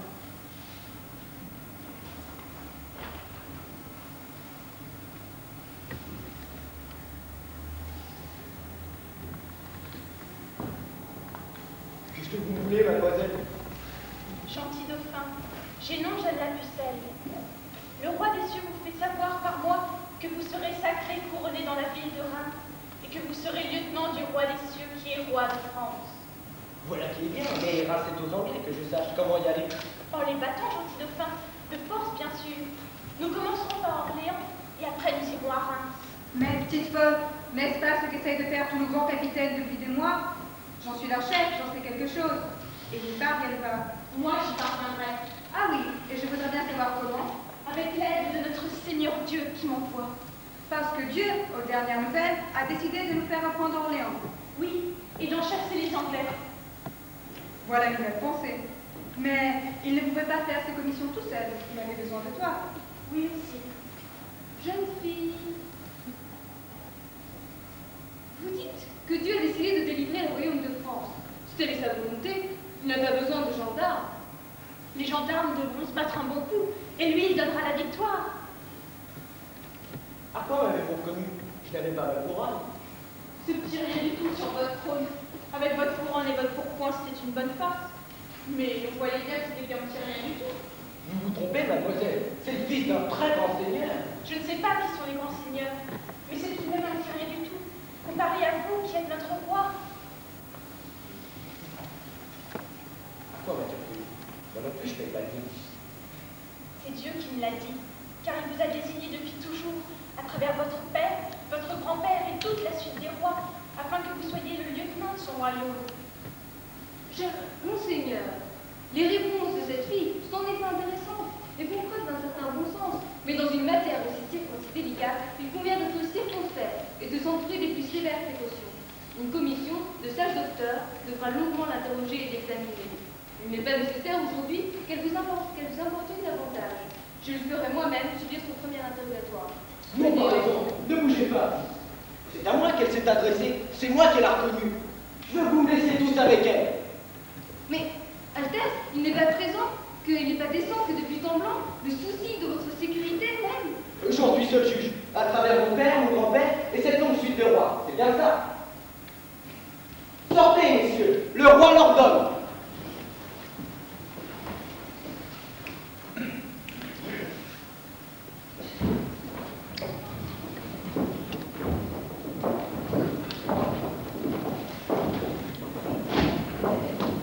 Ils sont sortis. T'es une fille, pardon. C'est bien la première fois que je me fais obéir. C'est pas vrai, ce qu'il a tenté d'insinuer. T'es pas venu pour me tuer. T'as pas voulu te sous la jupe. Non, t'as une bonne vie. Au milieu de tous ces bambins de ma cour, j'avais fini par oublier ce que c'était une bonne vie. Vous êtes beaucoup comme ça à avoir une bonne tête dans mon royaume? Plein, sire. Seulement, je vous vois jamais. Des brutes, des putains, voilà tout ce qui m'entoure. Il y a ma petite reine qui est bien gentille, mais elle est bête. Bon, maintenant tu vas commencer à m'oublier, à me dire qu'il faut que je sois un grand roi, moi aussi. Oui, Charles. Écoute, il va falloir que nous restions ensemble au moins 1 heure pour les impressionner. Si tu commences à me parler de Dieu et du royaume de France, je tiendrai jamais. On va parler de toute autre chose pendant ce temps-là. Tu sais jouer aux cartes? Je ne sais pas ce que c'est. C'est un jeu très intéressant qu'on a inventé ton papa, pour le distraire durant sa maladie. J'espère qu'on l'a fait. Ah, je vais t'apprendre, tu vas voir. Tu sais qu'il était fou, papa. Il y a des jours où je voudrais bien être son fils. pour être sûr d'être le vrai roi. Il y a des jours où je me dis qu'il vaudrait mieux que je sois qu'un bâtard, pour être sûr de ne pas devenir fou comme lui vers la trentaine. Et entre les deux, qu'est-ce que tu préférerais, chat? Tiens, tu te tutoies. On en voit un petit drôle aujourd'hui. C'est un jour très amusant. Je sens que je vais pas m'ennuyer. À partir d'aujourd'hui, tu ne t'ennuieras plus jamais. Tu crois? Je te le dis. Tu connais Agnès? Non. C'est une très jolie fille. Avec elle non plus, je m'ennuie pas trop. Et elle veut toujours que tu achètes des choses. Bon, tu n'as pas dit. Tu vois les cartes? On a peint des figures dessus. Il y a tout ce qui va dans la vie. Des valets, des reines, des rois. Sur les autres, des petits pics, des petits carreaux, des petits cœurs. C'est la troupe. On en a beaucoup. On peut en faire tuer tant qu'on veut. On distribue les cartes sans les regarder. Le hasard nous en donne beaucoup de bonnes, beaucoup de mauvaises. Et on les bataille. Selon leur valeur, les cartes peuvent se prendre les unes les autres. Quelle est la plus forte à ton avis? Le roi? Oui, c'est l'une des plus fortes. Mais il y a plus fort encore, ma fille, au jeu de cartes pour les rois. Dieu, pardi. Qui d'autre commande des rois sinon Dieu? Mais pourquoi t'obstiner? Laisse Dieu s'amuse tranquille. On joue aux cartes en ce moment. C'est l'as. Quoi là? C'est idiot ton jeu. Qui d'autre commande des rois sinon Dieu? L'as, précisément. L'as, c'est Dieu, si tu veux, mais dans chaque camp. As de pique, as de cœur, as de carreau. Il y en a un pour chacun. On n'en connaît pas long à ce que je vois dans ton village. Tu crois que les Anglais font pas leur prière aussi bien que nous? Tu crois qu'ils n'ont pas Dieu, eux aussi, pour les protéger et les faire vaincre? Dieu est avec tout le monde, ma fille. C'est l'arbitre. Il marque les points. Et en fin de compte, il est toujours avec ceux qui ont beaucoup d'argent et de grosses armées. Pourquoi voudrais-tu qu'il soit avec la France maintenant qu'elle n'a plus rien du tout? Justement parce qu'elle n'a plus rien du tout. Tu connais pas? Figure-toi, Dieu n'est pas avec les plus forts. Dieu est avec ceux qui ont plus de courage. Il y a nuance. Dieu n'aime pas les gens qui ont peur. Alors il m'aime pas. Et s'il m'aime pas, pourquoi veux-tu que je l'aime? Il avait qu'à m'en donner du courage. Je ne demandais pas mieux, moi. Tu crois donc que c'est ta nourrice et qu'il n'a pas à s'occuper? Tu veux pas essayer de te débrouiller un peu avec ce que t'as? T'as pas donné de très gros bras, je suis d'accord, comme à monsieur de la Trémouille. Et il t'a fait trop longue jambe, mais... T'as remarqué? Pour ça, il aurait pu faire mieux. Surtout avec la bonne la plus belle. Je te l'accorde seulement, il t'a donné autre chose. Cette petite étincelle qui est ce qui lui ressemble le plus. Tu peux en faire un bon ou un mauvais usage. Pour cela, il te laisse libre, Dieu. Tu peux l'utiliser pour gagner aux cartes, pour rouler l'archevêque à la petite semaine. Ou bien tu peux l'utiliser pour bâtir ta maison et reprendre le royaume qu'on t'a volé. Mais je te dis que j'ai peur de tout. Je vais te donner. Tu sais en quoi il consiste? Il consiste à ne pas avoir peur et à surtout à ne pas être trop intelligent. À ton avis, pourquoi est-ce qu'il a peur de rien, monsieur de la Trémouille? Parce qu'il n'est pas. Mais non, parce qu'il est bête. Parce qu'il ne pense à rien, il n'imagine rien. Les sangliers et les taureaux, ça n'a peur de rien. C'est pour moi, ça a été plus difficile de venir ici que pour toi de reprendre ton royaume. Il a fallu que j'explique à mon père qu'il voulait devenir une frigaude à la traîne des soldats. Et tu sais, toute proportion gardée, il colle plus fort que les Anglais, mon père. Et il a fallu que je fasse pleurer ma mère. Et cela aussi paraissait insurmontable. Et comment as-tu fait? Comme si je n'avais pas peur. C'est aussi simple que ça, il suffit d'essayer une fois. Tu te dis, bon, j'ai peur. Voilà, c'est mon affaire. Ça regarde personne. Allons-y. Et tu y vas. Et tu peux imaginer quelque chose d'insurmontable devant toi. La Trémouille est en train de gueuler. Oui, Dieu. Non, les Anglais, bien solides devant Orléans de leur bonne grosse pastille. Tu te dis, bon, ils sont plus nombreux, ils sont trop nus, ils ont une grosse réserve de flèches, ils sont toujours les plus forts. J'ai peur, soit, voilà, un bon coup. Là, voilà, allons-y. Et tu y vas. Et les autres sont tellement étonnés que, du coup, ils se mettent à avoir peur. Et toi, tu passes. Tu passes parce que tu as été le plus imaginatif, parce que tu as eu peur avant. Voilà le truc. C'est tout. Oui, c'est tout, mais ça suffit. C'est pas sorcier. Mais non, c'est pas sorcier. Dieu ne demande rien d'extraordinaire aux hommes. Seulement d'avoir confiance en cette petite part de même qui est lui. Seulement de prendre un peu de hauteur. Après, lui, il donne le reste. Mais c'est un truc qui marche à tous les coups, tu crois? À tous les coups. Tu crois qu'on l'essaie? Bien sûr qu'on l'essaie, il faut toujours essayer. Plutôt demain, j'ai le temps de me préparer. Non. Tout de suite, tu es fin prêt.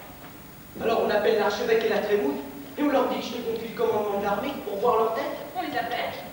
J'ai peur. Mais alors, Ce que j'ai peur en ce moment. Ça va, pas. Regarde. Surtout, ce qu'il ne faut pas, c'est qu'il te reste de la peur quand ils seront là. T'as bien peur quand tu peux. Je te crois. Bon, alors c'est bon. Le tout, c'est que tu n'aies pas peur. Après, il faut tu aies peur avant la bataille. Bon, allez, je les appelle. Monseigneur archevêque, monsieur de la Trémouille! Monseigneur, le dauphin voudrait vous parler. C'est bon, t'as bien peur. Je te crois. Ça va. Dieu regarde. Il te regarde, il sourit et il se dit, ah, tout de même, ce petit Charles, il a peur et il les appelle. Dans 8 jours, nous tenons Orléans, Tristan. Vous avez fait appeler Altesse? Oui, j'ai pris une décision. Une décision qui vous concerne aussi, monsieur de la Trémouille. J'ai décidé de confier le commandement de l'armée royale à la pucelle ici présente. Monsieur de la Trémouille, si vous n'êtes pas d'accord, je vous prie de me rendre votre épée. Vous êtes arrêté. Alors, tu vois, c'était pas très compliqué. Bon, mais regarde leur tête, ils meurent de peur. Merci, mon Dieu. À genoux, monsieur de la Trémouille, à genoux. Et vous, archevêque, donnez-nous votre bénédiction et plus vite que ça. Maintenant que nous avons eu tous bien peur, il faut que nous filions à Orléans.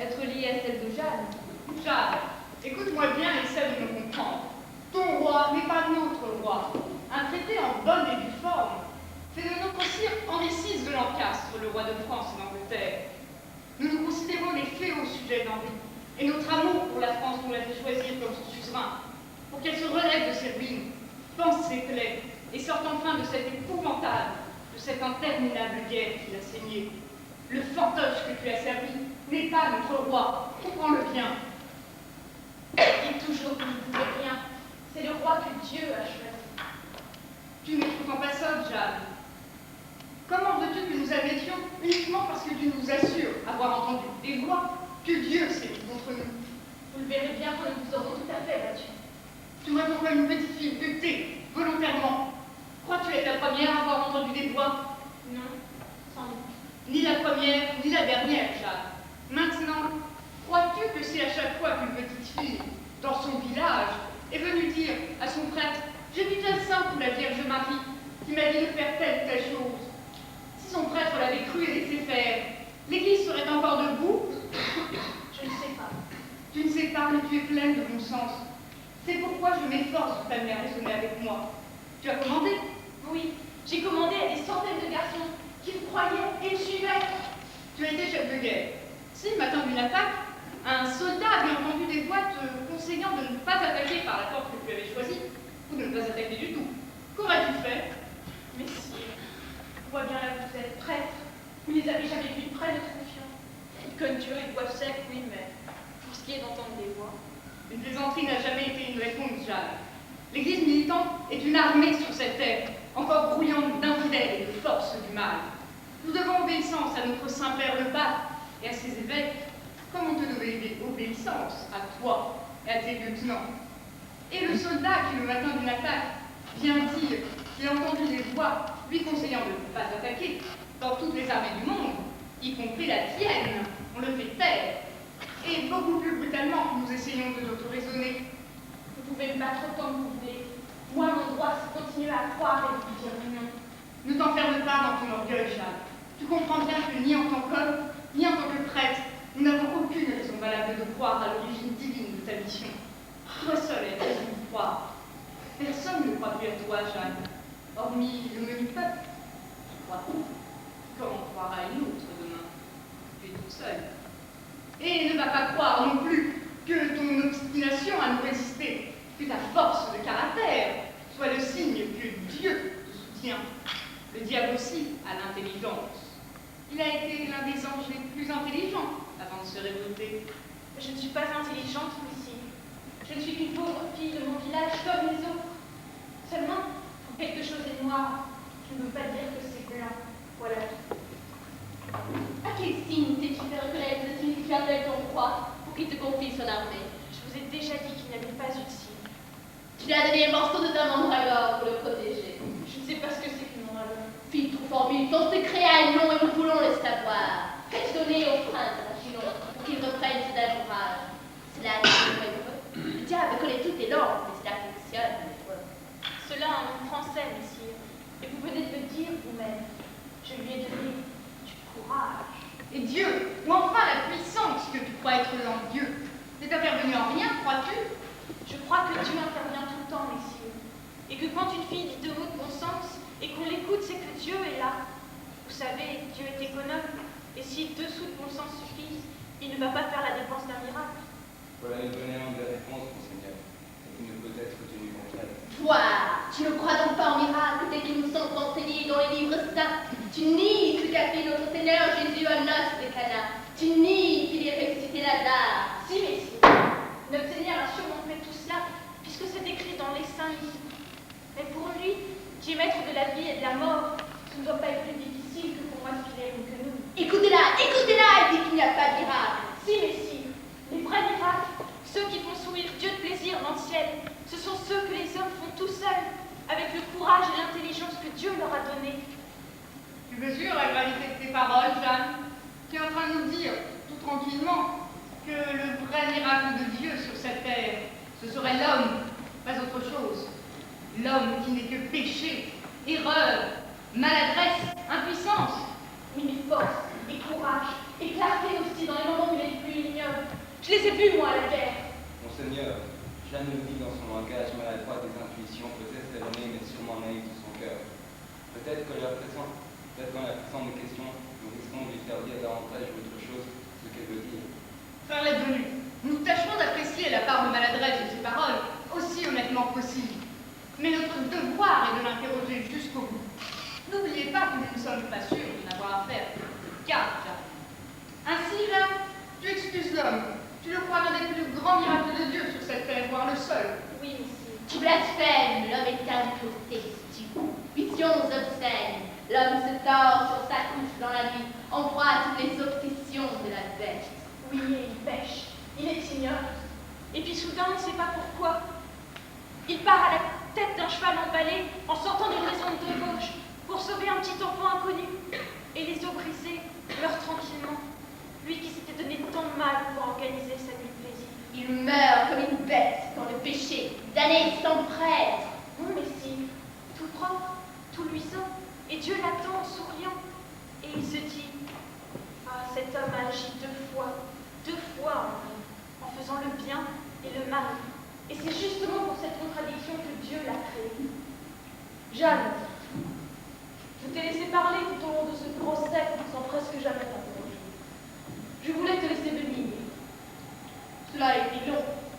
Le promoteur voyait toujours le diable, l'évêque voyait toujours l'orgueil d'une petite fille enivrée par la réussite. Derrière ton obstination tranquille, derrière ton petit front têtu, j'attendais qu'autre chose ne se montre. Je représente ici la Sainte Inquisition, dont je suis le vicaire pour la France. La Sainte Inquisition a autre chose de plus haut et de plus secret à défendre que l'intégrité temporelle de l'Église. Elle lutte dans l'invisible, secrètement, contre un ennemi qu'elle seule sait détecter, dont elle seule sait apprécier le danger. Son ennemi n'est pas le diable fourchu pour enfant ambulant que les cirpromoteurs voient partout. Son ennemi, son seul ennemi, tu viens, te dévoilant, le bronze c'est son nom. C'est l'homme. Debout, Jeanne, et réponds. C'est moi maintenant qui t'interroge. Tu es chrétienne? Oui, messire. Tu as été baptisée et toute petite, tu as vécu à l'ombre de l'église qui touchait ta maison. Les cloches réglaient tes prières et tes travaux.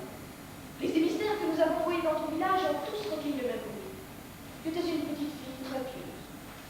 Quelquefois, au lieu de courir et de jouer avec les autres, tu te faufilais dans l'église et tu restais là longtemps, toute seule, à genoux, sans même prier, regardant le vitrail devant toi. Oui, messire, je sais bien. Tu as eu une petite amie que tu aimais tendrement, une petite fille comme toi, nommée Moumette. Oui, messire, tu devais l'aimer fort, car lorsque tu as décidé de partir pour vos couleurs, et tu savais déjà que tu ne reviendrais jamais, tu as été dire adieu à toutes tes autres compagnes, et chez elles tu n'es pas passé. J'avais peur d'avoir trop de peine. Cette tendresse pour la créature, tu ne la limitais pas à celle que tu préférais. Tu soignais les petits enfants pauvres, les malades, sans le dire. Parfois, tu faisais plusieurs lieues pour aller porter un bouillon à une misérable vieille abandonnée dans une cabane de la forêt. Plus tard, à la première rencontre à laquelle tu as participé, tu t'es mise à sangloter au milieu des blessés. Je pouvais supporter de voir le sang français couler, pas seulement le sang français. Une brute qui avait capturé 2 Anglais lors d'une escarmouche près d'Orléans. On a abattu un qui n'avançait pas assez vite. Tu t'es jeté de ton cheval en larmes, la tête de l'homme sur les genoux. Tu l'as consolé, aidé à mourir, essuyant le sang de sa bouche, l'appelant ton petit enfant et lui promettant le ciel. Savez cela, messire? La Sainte Inquisition, c'est tout, Jeanne. Elle a pesé le poids de la tendresse humaine avant de m'envoyer te juger. Messire inquisiteur, je suis heureux de vous entendre rappeler tous ces détails qui jusqu'ici avaient été passés sous silence. Oui, tout ce que nous savons de Jeanne depuis sa petite enfance, avec humilité, gentillesse et charité chrétienne. Silence, Raladvenu. Encore une fois maintenant, c'est moi qui interroge. Je vous prie de ne pas oublier que je représente ici la Sainte Inquisition, seule qualifiée pour vous distinguer entre la charité, la vertu théologale, et l'ignoble, le trouble, le répugnant breuvage de la tendresse humaine.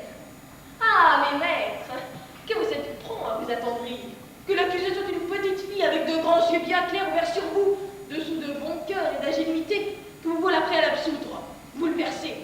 Les bons défenseurs de la foi que voilà. Notre Seigneur a aimé de ses amoureux, messire. Il a dit, laissez venir à moi les petits enfants. Silence, Raladvenu, vous dis. Il faudra que je m'occupe aussi de votre cas. Vous êtes jeune, Raladvenu, je veux le croire. Et généreux, donc. Mais n'allez pas imaginer que jeunesse et générosité trouvent grâce devant les défenseurs de la foi. Ce sont des maladies passagères dont l'expérience vous guérira.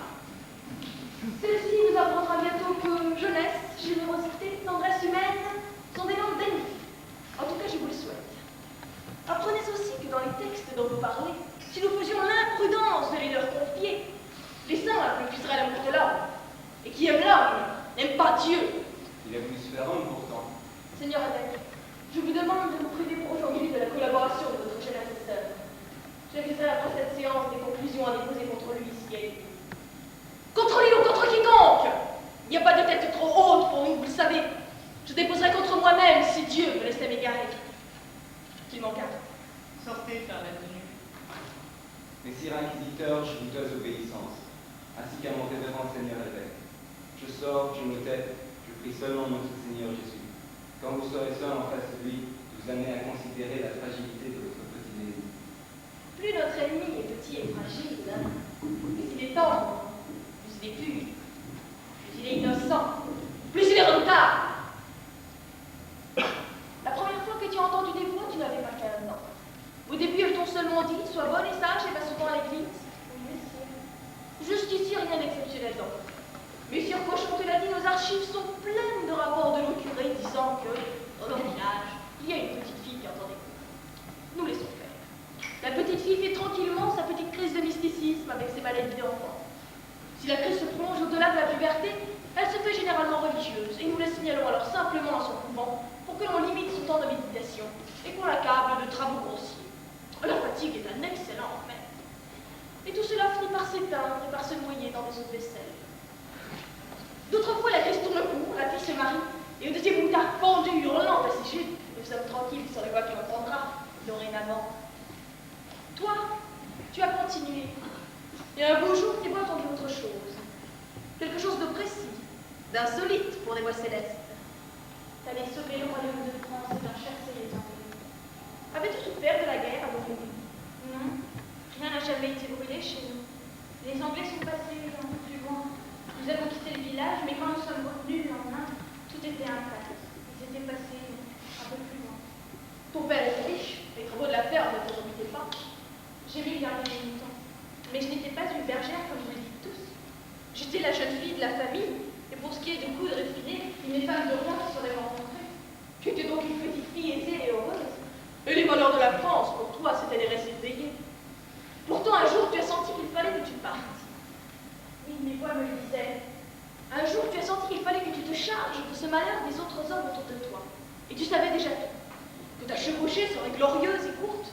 Et que ton roi sacré, tu te retrouverais ici où tu es en ce moment, traqué parmi nous, au pied de ce bûcher qui t'attendrait à être allumé sur la place du marché. Ne mens pas, Jeanne. Tu savais. Mes voix m'avaient dit que je serais prise et qu'après je serais délivrée. Délivrée? C'est un terme pour des voix célestes, ça. Tu t'es bien douté, n'est-ce pas, de ce que délivrer pouvait bien pouvoir dire pour elle, de très vague et de très éthéré. La mort, bien sûr, délivre. Et tu es parti tout de même, malgré ton père et ta mère, malgré tous les obstacles devant toi.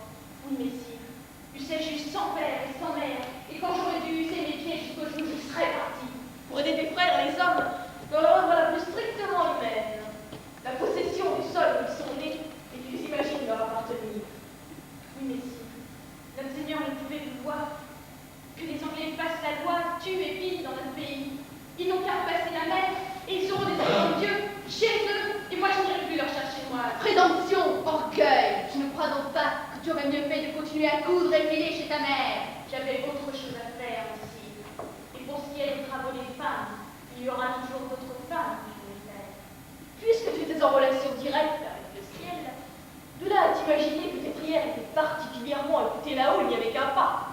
L'idée toute simple ne t'est pas venue, plus conforme à ta condition de fille, de consacrer une vie de prière et de pénitence à obtenir que Dieu chasse les Anglais. Mais si Dieu veut qu'on colle d'abord, la guerre c'est en plus. Fallait que j'apprenne à Charles comment attaquer. Et puis il m'a cru, et Dunois aussi m'a cru. Ah, et puis la lyre et Saint-Frey, mes bons taureaux furieux. On en a eu quelques bonnes batailles tous ensemble.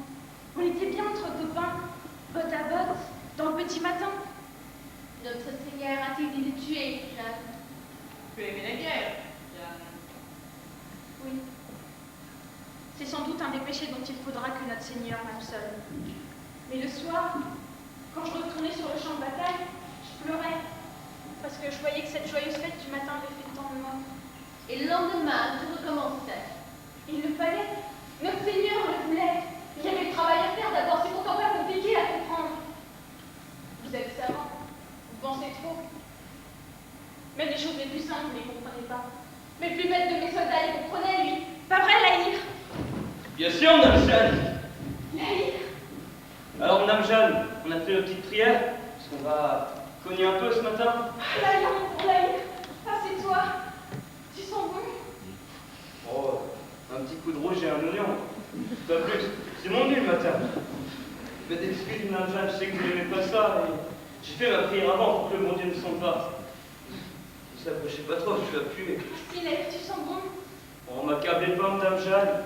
D'habitude, vous dites que je pue. sang est tout long pour un chrétien. D'habitude, vous dites que s'il m'emporte par là, je vais me faire opérer des godons tellement je suis. On va rater notre embuscade à cause de moi. Un tout petit oignon et 2 doigts rouges, quoi. Pas plus. Ça, il faut être franc, j'ai pas mis d'eau. Tu ne savais pas d'ailleurs chez des bêtes. Maintenant je comprends, je sais. Tu sens bon la bête, tu sens bon l'homme. C'est la guerre. Un capitaine, c'est pas comme un curé ou un petit producteur de la cour. Ça transpire. Et pour se laver en campagne, ceux qui se lavent, c'est pas des hommes. J'aurais pu me contenter d'un petit morceau de saucisson à l'ail, mais ça c'est plus distingué comme odeur. C'est tout de même pas un péché, l'oignon. Avec vous, on sait plus. Rien n'est péché là, de ce qui est vrai. J'ai des bêtes, j'ai trop tourmenté. Tu m'en ressources. Tu sens bon la sueur chaude, l'oignon cru, le vin rouge, toutes les bonnes odeurs innocentes des hommes. Tu tues, tu jures, tu ne penses qu'au pire. Moi? Toi, oui, mais l'innocent pour ça. Et pourtant, tu es comme un petit sous-neuf dans la main de Dieu. C'est vrai, madame Jeanne? Vous croyez qu'avec ma chienne de vie, j'ai tout de même une petite chance de paradis? Si je fais bien ma prière tous les matins comme convenu. Dis, attends, Laïe. Je sais, moi, que le paradis de Dieu, c'est plein de brutes comme toi. C'est vrai. Tant qu'à faire, j'aimerais mieux qu'il y ait quelques copains. J'ai toujours eu peur au début d'être gêné avec les saints, les évêques, tout ça. Enfin, il faudrait parler. Grosse tour, gros ballot. Mais c'est plein de brutes comme toi, le paradis. Il y en a peut-être que cela qui y entrent. Les autres sont tellement occupés à pêcher avec leur sale caboche. Ils attendent tous devant la porte. J'ai rien que des copains au paradis. On va tout de même pas s'ennuyer entre nous, s'il faut rester poli. On se battra quand même un petit peu. Toute la journée. Minute, quand le bon Dieu ne verra pas. Oh, mais gros ballot. Mais il nous verra, il dira. Vas-y, Laïe, rentre-lui dans le chou à Grintraille. Donne-lui là, montre-lui que t'es un homme. Comme ça? Non, tu distingues. Nom de Dieu! Hey! Tu jures, il te fout dehors. Oh, c'était de plaisir, c'est ce que je pourrais dire merci. Sans les douter. Mais la prochaine fois, t'auras affaire à moi. Allez, on s'est parlé, à cheval.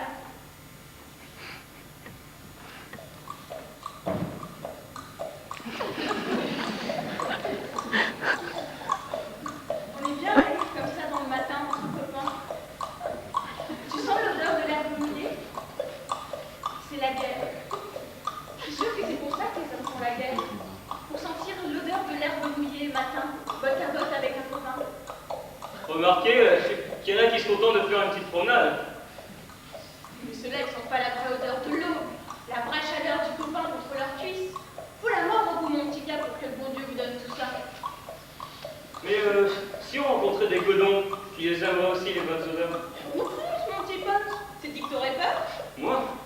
On fonce, on conne dur. On est là pour ça. Si c'est vrai ce que vous avez dit, tous ceux qu'on expédie, ils vont tout droit au paradis. Et il n'y a pas plus cruant que des Anglais. Bien sûr qu'ils y vont. Qu'est-ce que tu crois? Arrête. Il y a 3 godons là-bas. Ils nous ont vus. Ils s'enfuient. Non, ils ont vu qu'on était que 2, ils foncent. Eh, t'as pas peur, là, hein? Je suis qu'une fille et j'ai même pas mon épée, tu vas t'y quand même. Faut trop, oui, nom de Dieu! J'ai rien dit, mon Dieu, j'ai rien dit! Il a rien dit! Il a rien dit, il est bon comme le pain. Il est bon comme chacun des soldats qui tuent, qui violent, qui pillent. Il est bon comme vos loups, vous faites innocent.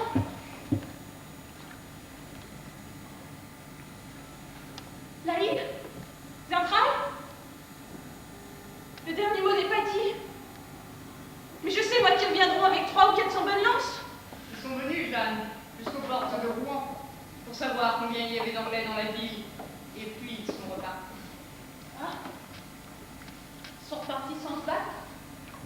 Ils sont partis vers le midi, où Charles, las de guerre, licencie ses armées, et cherche à conclure un traité pour conserver au moins son petit bout de France. Ils ne reviendront jamais. Ce n'est pas vrai. Même s'il n'a aucune chance, là, il reviendra. D'ailleurs, n'est qu'un chef de bande qui s'est vendu avec sa compagnie, un autre prince, quand il a vu que le tien allait faire la paix. Il marche en ce moment vers l'Allemagne pour trouver un autre pays à piller, tout simplement. Ce n'est pas vrai. T'as jamais menti, Jeanne, c'est vrai. Alors pourquoi te sacrifierais-tu pour ceux qui viennent de t'abandonner? Abjure, tu ne résistes plus que pour eux. Rentre dans le sein de ta mère l'Église. Je suis sûre qu'au fond de toi, tu n'as jamais cessé d'être une de ses filles. Oui, je suis une fille de l'Église. Confie-toi à ta mère, Jeanne, sans restriction. Pour ce qui est de ma foi, je m'en remets à l'Église. Mais pour ce qui est de ce que j'ai fait. Je ne m'en dédierai jamais. Mais mère, vous voyez l'homme relever la tête. Vous comprenez maintenant qui vous jugez. Ces voix célestes, vous avez assourdi aussi ma parole. Vous vous obstinez à vouloir chercher je ne sais quel diable embusqué derrière elle. Je voudrais bien qu'il ne s'agisse que du diable. Son procès serait vite fait. Le diable est notre allié. Après tout, c'est un ancien ange qui vient de chez nous. Avec ses injures, ses blasphèmes, sa haine même de Dieu, il fait encore acte de foi. L'homme transparent et tranquille, me fait 1000 fois plus peur. Il fait face sous la torture, l'humiliation et les coups. Dans sa misère de bête, sur la litière humide de son cachot, il lève les yeux vers cette image invaincue de lui-même, qui est son seul vrai Dieu. Voilà ce que je crains. Et il répond, répète, Jeanne, tu meurs d'envie de le redire. Pour ce qui est de ce que j'ai fait, je ne m'en dédierai jamais. Pour ce qui est de ce que j'ai fait, je ne m'en dédierai jamais. Les entendez-vous ces mots qu'ils ont tous dit sur les bûchers, les échafauds, au fond des chambres de torture, chaque fois que nous avons pu nous saisir d'eux. Ces mots qu'ils rediront encore dans des siècles, avec la même impudence, car la chasse à l'homme ne sera jamais fermée. La seule trace. Avez-vous besoin de l'interroger encore? De lui demander pourquoi elle s'est jetée du haut de ses tours, pour fuir ou se détruire contre les commandements de Dieu? Pourquoi elle a quitté son père et sa mère et mis cet habit d'homme qu'elle ne veut plus quitter contre les commandements de l'Église? Elle vous fera la même réponse d'homme. Ce que j'ai fait, je l'ai fait. C'est à moi. Personne ne peut me le reprendre et je ne le remets pas. Tout ce que vous pouvez faire, c'est me faire crier n'importe quoi sous la torture, ou me tuer, mais me faire dire oui, cela vous ne pouvez pas. Eh bien, il faudra que nous leur apprenions, mes maîtres, et si cher que cela coûte à l'humanité, à faire dire oui à l'homme. C'est pourquoi je demande pour Jeanne l'excommunication, le rejet en sein de l'Église et sa remise au bras séculier pour qu'il la frappe.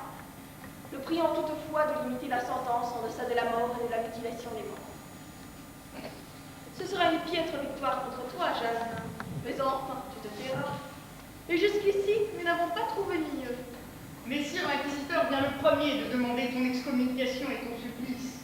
Dans quelques instants, je crains que Messire le promoteur ne demande la même chose. Chacun de nous dira son sentiment et il nous faudra décider. Avant de couper et de jeter loin le membre pourri que tu es, ta mère l'Église va te conjurer une dernière fois. Connais-tu cet homme, Jeanne? C'est le maître bourreau de Rouen. C'est à lui que tu auras affaire tout à l'heure, si tu refuses de nous remettre ton âme, afin que nous la sauvions. Ton bûcher est-il prêt, maître? Prêt, monseigneur. Plus haut que le bûcher réglementaire. Des ordres ont été venus pour qu'on voit bien la fille de partout. L'ennui pour elle, c'est que je ne pourrais pas l'aider. Qu'avais-tu l'aider, maître? Un petit tour d'humain de métier. J'ai une coutume quand il n'y a pas d'instruction spéciale. On laisse les premières flammes monter, je suis dans la fumée, je grimpe derrière, comme pour arranger les fagots. Et j'étrangle. Il n'y a plus que la carcasse qui brille, c'est moins dur. Mais avec les instructions que j'ai reçues, ce ne sera pas possible. Tu as entendu, Jeanne? Oui. Je vais te tendre une dernière fois la main. La grande main secourable de ta mère l'Église, qui veut te reprendre et te sauver. Mais tu n'auras pas plus de délai. Écoute ce grondement. C'est la foule qui t'attend déjà depuis l'aube. Ils sont venus tôt pour avoir de bonnes places. Ils ne sont pas méchants. Eux à qui il n'arrive jamais rien, le triomphe ou la mort des grands de ce monde est leur spectacle. Il faut leur pardonner. Ils paient assez cher toute leur vie d'être le peuple pour avoir droit à ces petites distractions-là. Je leur pardonne aussi, et à vous aussi. Orgueilleuse d'abominable orgueilleuse, Monseigneur te parle de notre père pour sauver ta misérable âme perdue. Et tu as le fond de lui dire que tu lui pardonnes. Monseigneur me parle doucement, mais je sais si c'est pour m'aider ou pour me vaincre. Et comme je sais qu'il sera obligé de me faire brûler tout à l'heure de toute façon, je lui pardonne. Jeanne, essaie de comprendre qu'il y a quelque chose d'absurde dans ton refus. Le Dieu dont tu te réclames est le nôtre. Tu ne crois pas des prêtres infidèles. Alors pourquoi refuses-tu de faire ce que Dieu a dit? Pourquoi refuses-tu de remettre ta faute à son Église? Je veux m'en remettre à l'Église, je veux la Sainte Communion, on me la refuse. On t'adonnera, une fois ta pénitence et ta confession commencée. Il faut simplement que tu nous dises oui. Tu es courageuse, nous le savons tous, mais ta chair est tendre. Tu dois avoir peur de mourir. J'ai peur. Mais qu'est-ce que cela fait? Je t'estime assez, Jeanne, pour croire que cela ne serait pas suffisant de te faire abjurer. Qu'est-ce que tu risques, même si tes voix viennent de Dieu, à faire ton acte d'abjuration au prêtre de son Église? Réponds-nous oui 3 fois. Réponds-nous, je m'en remets à vous, et nous serons tous sauvés ici. Toi qui vas mourir, et nous qui allons te faire mourir. Pourquoi me torturez-vous si doucement, Messire? J'aimerais mieux que vous me battiez. Si je te battais, je donnerais une trop bonne excuse à ton orgueil qui ne demande qu'à te faire mourir. Qu'est-ce qu'il faut que je fasse? Il faut que tu comprennes que proclamer que tu es sûr que Dieu t'envoyait ne peut plus être utile à rien ni à personne. Ton roi même en avisé politique a manifesté par les lettres que nous t'avons lues qu'il ne voulait être en aucune façon redevable de sa couronne à une intervention divine dont tu aurais été l'instrument. Mets-toi à ma place, Jeanne. S'il a fallu un miracle pour que je sois sacré droit de prendre, c'est qu'alors il n'était pas tout naturel que je le sois. C'est que j'étais pas vraiment le fils de mon père. Sinon mon sacre allait de soi. Tous les rois ont été sacrés dans ma famille sans qu'on ait eu besoin d'un miracle. J'ai mieux laissé entendre que tu as été envoyé par personne. Comme ça, Dieu ne m'a ni aidé, ni abandonné. J'ai gagné parce que j'étais le plus fort momentanément. Je suis en train de me faire piler parce qu'en ce moment, je suis moins fort. C'est de la politique. C'est ça, tu comprends? Oui, je comprends. Je suis heureuse de te voir enfin raisonnable, Jeanne. On t'a posé beaucoup de questions dans lesquelles tu t'es perdu. Je vais t'en poser 3, essentielles. Réponds-moi oui 3 fois et nous serons tous sauvés ici. Toi qui vas mourir et nous qui allons te faire mourir. Posez toujours. Je verrai si je peux répondre. La première est la seule importante. Si tu me réponds oui, les autres iront de soi. Écoute bien et laisse chaque terme. Vous en remettez-vous avec humilité à la Sainte Église romaine et apostolique, à son Saint-Père le Pape et à ses évêques, du soin d'apprécier de vos actes. Faites-vous acte de soumission pleine et totale et demandez-vous à rentrer dans le sein de notre mère Église. Il suffit que tu répondes oui. Oui, mais sans un mais, Jeanne. Je ne veux pas avoir à dire le contraire de ce que mes voix me disent. Je ne veux rien avoir à témoigner contre mon roi. Rien qui puisse servir la gloire de son sac qui lui est acquise maintenant à jamais. Écoutez l'homme. Il n'y a pas deux façons de le faire taire. Jeanne, essaie de comprendre qu'il y a des choses absurdes dans ton refus. Ne vois-tu pas cet homme en rouge qui t'attend là-bas? Tu dois pourtant comprendre que c'est mon dernier geste pour toi, et je n'en pourrai pas d'autre. Alors j'accepte. Promets-tu de renoncer à jamais à prendre les armes? Ce qu'il y a en moi de la besogne à faire. La besogne, comme tu dis, sera pour d'autres. Enfin, Jeanne, ne sois pas folle. Tu es enchaînée, prisonnière et en grand danger d'être brûlée. Promets-tu de renoncer à jamais à prendre les armes? Mais si mon roi a encore besoin de moi, Si c'est pour moi, vous pouvez dire oui tout de suite. J'ai plus besoin de vous.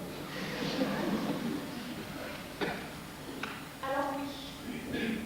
Promets-tu de renoncer à jamais à porter contre toutes les lois de la décence et de la modestie humaine cet impudent habitant dont tu t'es affublé? Vous m'avez déjà demandé 10 fois cette question. L'habit ne fait rien. Ce sont mes voix qui m'ont dit de le prendre. C'est le diable qui, oh le diable, aurait pu attirer une fille à choquer ainsi la pudeur. Mais messieurs, le bon sens. Le bon sens. Si la bonté et toi le bon sens. Le bon sens, c'est une culotte à une fille. Si, messieurs, il ne fallait pas que les soldats voient une fille en moi. Il fallait qu'ils voient un soldat comme eux dans moi. Il fallait que je sois vêtue comme eux. Mauvaise réponse. Une fille qui n'est pas donnée d'avance n'a pas à aller courir avec les soldats. Admettons même que cet habit t'a été utile pour te battre. Depuis que nous te tenons, depuis que tu as cessé de te battre, pourquoi as-tu toujours refusé de reprendre l'habit de femme? Je ne le peux pas. Pourquoi? Mettez-moi en prison d'église et je le quitterai. Vous voyez bien, monseigneur, petite vierge qui est toujours de nous. Pourquoi, en prison d'église, aurais-tu accepté et refuses-tu dans la prison où tu es? Je ne comprends pas, moi, et je veux comprendre. Pourtant bien facile à comprendre, mais si il n'y a pas besoin d'être au grand clair. C'est facile à comprendre, mais moi, je ne comprends pas, parce que je suis une bête, sans doute. Notez, messire, notez qu'elle m'inflige dans l'exercice de mon ministère public. Tant qu'elle aura délivré d'impudeur et de vice, je refuserai de renoncer à mon chef d'accusation de sorcellerie. Le diable est là, messire, le diable est là. Je sens son affreuse présence. C'est lui qui lui dit de refuser de quitter cet homme, pas de nous qu'elle suit. Mettez-moi en prison d'église et je le quitterai. Tu n'as pas à marchander avec l'église, Jeanne. Monseigneur te l'a dit. Tu quitteras de toute façon cet habit, ou tu seras déclarée sorcière puis brûlée. Pourquoi, si tu en acceptes le principe, ne veux-tu pas quitter cet habit dans la prison où tu es présentement? Je ne suis pas seule. Et alors? 2 soldats anglais partagent la même cellule que moi. Et alors? Vas-tu répondre? Tu ne trouves plus rien à inventer, n'est-ce pas? Je croyais le diable plus malin. Je ne lui fais pas de compliments. Tu te sens prise, hein, ma fille? Que te voilà toute rouge maintenant. Il faut que tu répondes à présent. Je crois te comprendre, mais il faut que ce soit toi qui le dises. Les nuits sont longues, je suis enchaînée, et puis les 2 soldats appellent jour et nuit. Alors j'essaie de ne pas dormir, mais quelquefois la fatigue est plus forte. Et alors? Les nuits sont longues, tu es enchaînée, tu as envie de dormir, et alors? Avec mon habit d'homme, je peux me défendre. Et tu as à te défendre de cette manière-là depuis le début du procès? Depuis que vous m'avez prise ici. Le soir, quand vous me renvoyez là-bas, ça recommence. Pourquoi n'appelles-tu pas l'officier pour qu'on te défende? Ils m'ont dit que si j'appelais, il serait pendu. Détestable, c'est détestable. Dans l'armée française, passe. Dans l'armée anglaise, non. Je veillerai à cela. Reviens dans le sein de ta mère l'Église, Jeanne. Accepte de reprendre la vie de femme. Et c'est l'Église qui te défendra dorénavant. Tu n'auras plus à te défendre. Je te le promets. Alors j'accepte. Bien, Jeanne. Merci de m'avoir aidée. J'ai craint un moment de ne pas pouvoir t'aider. On va te lire ton acte d'abjuration. Il est tout préparé. Tu n'auras plus qu'à le signer. Je ne sais pas écrire mon nom. Tu feras une croix. Messieurs l'inquisiteur, me permettez-vous de rappeler frère l'advenu afin qu'il lise l'acte d'abjuration? Je lui avais demandé de le préparer. Nous devons d'ailleurs être complets pour prononcer la sentence, puisque Jeanne revient parmi nous. Vous devez être content, l'homme. Rappelez frère l'advenu. Monsieur l'inquisiteur, vous n'allez pas laisser faire une chose pareille. Si elle a dit oui. Monseigneur l'évêque a conduit ces débats avec une indulgence envers cette fille que je n'arrive pas à comprendre. Je sais pourtant, c'est sûr, qu'il mange au râtelier anglais. Mangerait-il plus gros au râtelier français? Frère l'advenu, Jeanne est sauvée. Elle accepte de rentrer dans le sein de notre mère l'Église. Lisez-lui l'acte d'abjuration. Elle va le signer. Merci, Jeanne. Je fais tout le temps pour toi. Moi, Jeanne, appelée la pucelle, je confesse avoir péché par orgueil en prétendant avoir reçu des révélations de notre Seigneur Dieu par l'intermédiaire de ses bienheureuses saintes. Je confesse avoir blasphémé en portant un costume immodeste et avoir incité par le maléfice des hommes à s'entretuer. Je désavoue et abjure tous ces péchés. Je jure sur les saints évangiles de renoncer à porter jamais cet habit d'hérésie et de ne jamais plus prendre les armes. Je déclare m'en remettre humblement à notre Sainte Mère l'Église et à notre Saint-Père le Pape de Rome et à ses évêques. Je la supplie de me recevoir dans son sein et me déclare prête à subir la sentence qui lui plaira de m'infliger. En foi de quoi j'ai signé de mon nom sur cet acte d'abjuration. Je ne sais pas écrire. Je vais te tenir la main.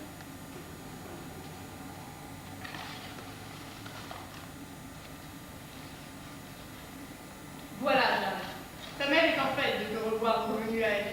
Nous te condamnons uniquement à passer le reste de tes jours en prison, à l'eau d'angoisse et au pain de douleur. Et moyennant quoi, nous te déclarons sauvé du danger d'excommunication dans lequel tu étais tombé.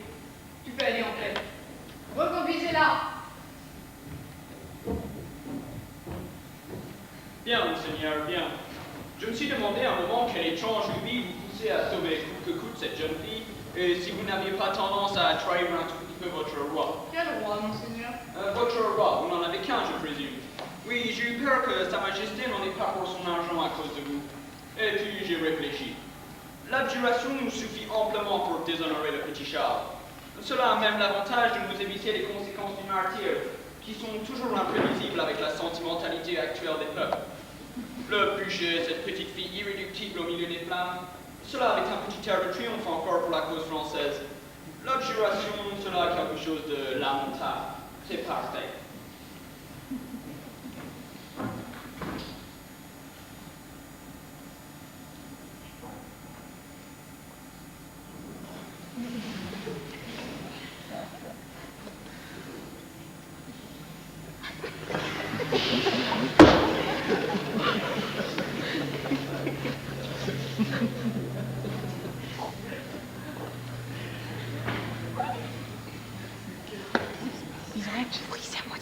Bon, c'est fini donc.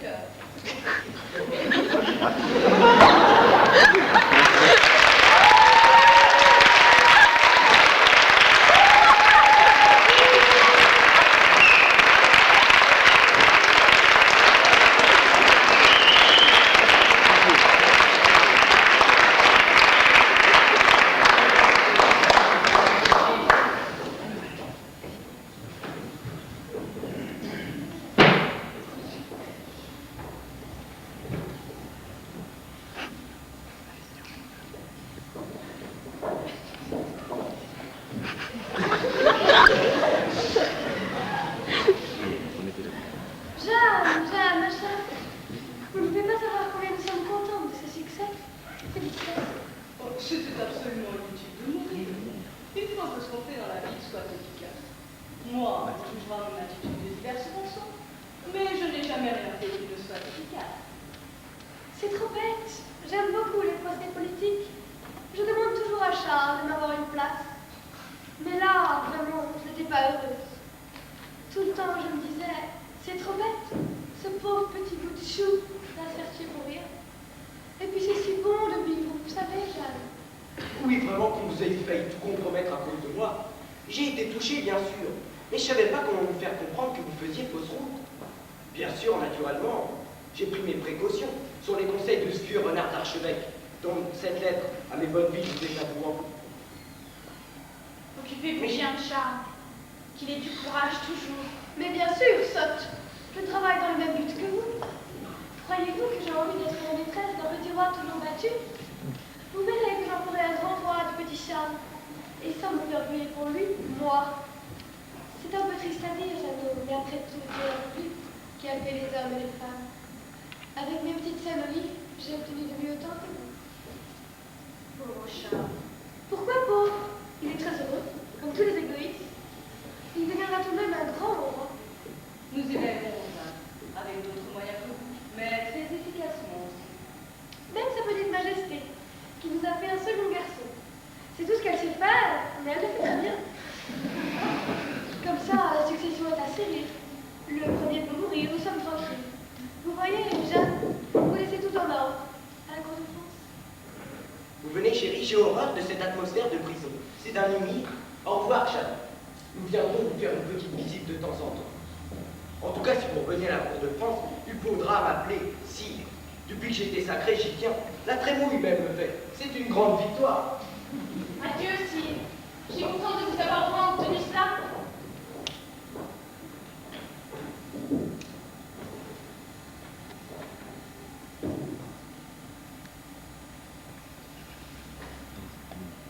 Monseigneur Saint-Michel, Mesdames Catherine et Marguerite, vous ne parlerez donc plus jamais?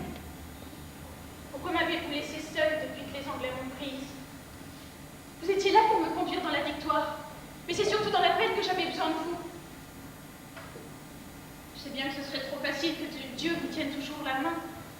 Ce serait le mérite. Mais il m'a tenu la main à moi au début, quand j'étais encore petite. Mais après, il a dû penser que j'étais assez grande. Mais je suis pas encore très grande, mon Dieu.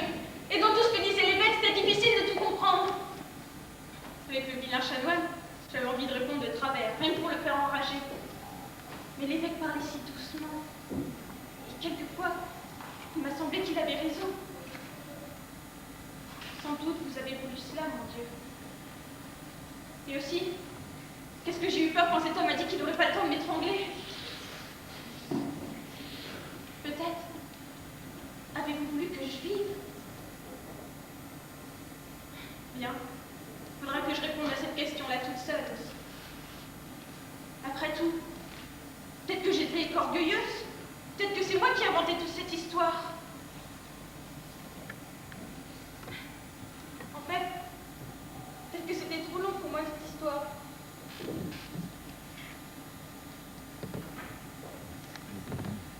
Vous pleurez? Non, Seigneur. Et moi qui venais vous féliciter. Heureuse issue ensemble de ce procès. Je le disais à Cochon, je suis très heureux que vous ayez coupé au bûcher. Malgré votre petite extraction de tout à l'heure, vous avez eu un réflexe de classe. Un gentleman est toujours prêt à mourir, pour son pays ou pour son roi. Il n'y a que les gens du petit peuple qui se font tuer pour rien. Voilà, je tenais à vous faire cette petite visite de courtoisie comme on se serre la main après un match. J'espère ne pas vous avoir importuné. Mes hommes sont plus convenables maintenant. Oui, monsieur. On va sans doute vous transférer dans une prison d'église, en tout cas le temps qu'il vous reste à passer ici. À la première incorrection, n'hésitez pas à m'avertir, je ferai prendre le goujat. Nous ne pouvons pas avoir une armée de gentlemen, mais nous devons y tendre. Madame. Monseigneur. Oui? Cela aurait été mieux, n'est-ce pas, si j'avais été brûlée? Je vous dis que pour le gouvernement de Sa Majesté, l'abjuration est exactement la même chose. Non, non, non. Pour moi. Une souffrance inutile, quelque chose de laid. Non, vraiment, cela n'aurait pas été mieux. Cela aurait été, je vous l'ai dit, un peu vulgaire, un peu peuple, un peu bête de vouloir mourir coûte que coûte pour braver tout le monde et crier des insultes sur le bûcher. Mais je suis bête. Je suis du peuple, moi.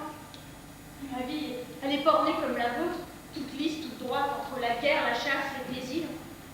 Qu'est-ce que je vais devenir, moi, quand je serai plus jeune?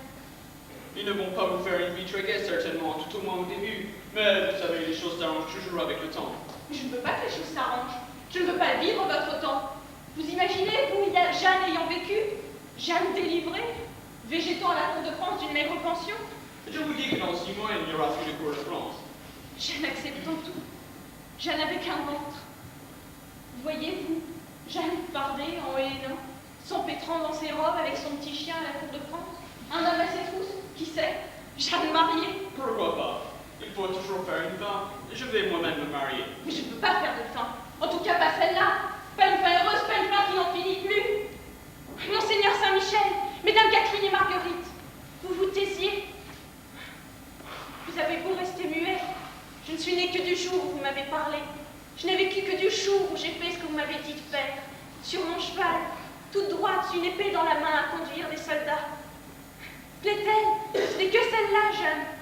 Pas l'autre qui va blêmir ou finir radoter dans son couvent. Pas l'autre qui va s'habituer à vivre. Vous vous taisiez, mon Dieu. Et tous ces prêtres qui parlaient en même temps, embrouillant tout avec leurs mots. Mais quand vous vous taisiez, vous me l'avez fait dire au début du procès, c'est quand vous nous faites le plus confiance. C'est quand vous nous laissez assumer. Eh bien, j'assume, mon Dieu. Je prends sur moi. Je vous l'arrange, Jeanne. Pareil à elle-même et pour toujours. Je renonce à l'abjuration. Je renonce à l'habit de femme. Ils vont pouvoir l'utiliser, leur bûcher. Ils vont pouvoir leur faire la fête. Ah, pas de folie, je vous en prie. Je suis très satisfait de cela, je vous l'ai dit. Et puis d'abord, j'ai horreur des supplices. Je ne pourrais pas pouvoir mourir. Va falloir avoir du courage, petit gars. J'en aurai qu'un, moi. Tu sais, je t'aime bien avec ta petite gueule de gentleman. Il n'y a rien à faire. On n'est pas de la même race tous les deux. Hé, les soldats et les godons! Ramenez-moi mon aviseur et quand j'aurai mis mes culottes, appelez-les les curés! Comme tout cela est déplacé et vulgaire, décidément on ne peut plus fréquenter ces Français.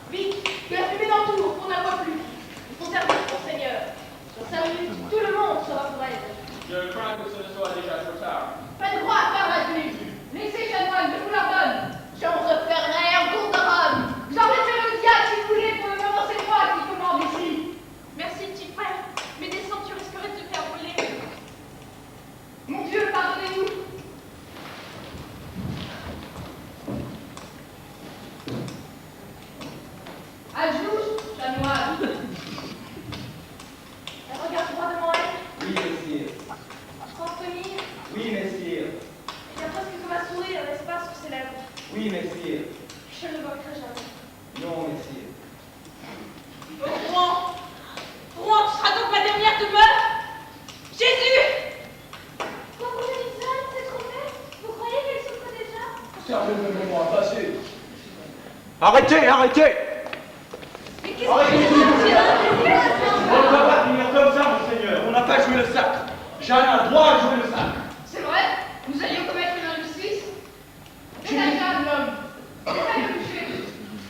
J'étais sûr qu'on oublierait ça. On l'oublie tout le temps. Il va pourtant coûter assez cher. Allons, le sacre maintenant. C'est là un mauvais coup. Ma présence à cette cérémonie serait indécente.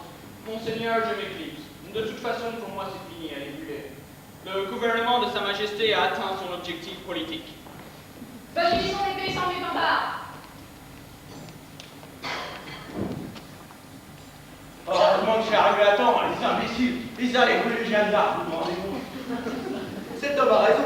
La vraie fin de l'histoire de Jeanne, celle qu'on se redira toujours quand on aura oublié ou confondu tous nos noms, ce n'est pas dans sa misère de bête traquée à Rouen. C'est l'Alouette en plein ciel, c'est Jeanne à Reims dans toute sa gloire. La vraie fin de l'histoire de Jeanne est joyeuse. Jeanne d'Arc est une histoire qui finit bien,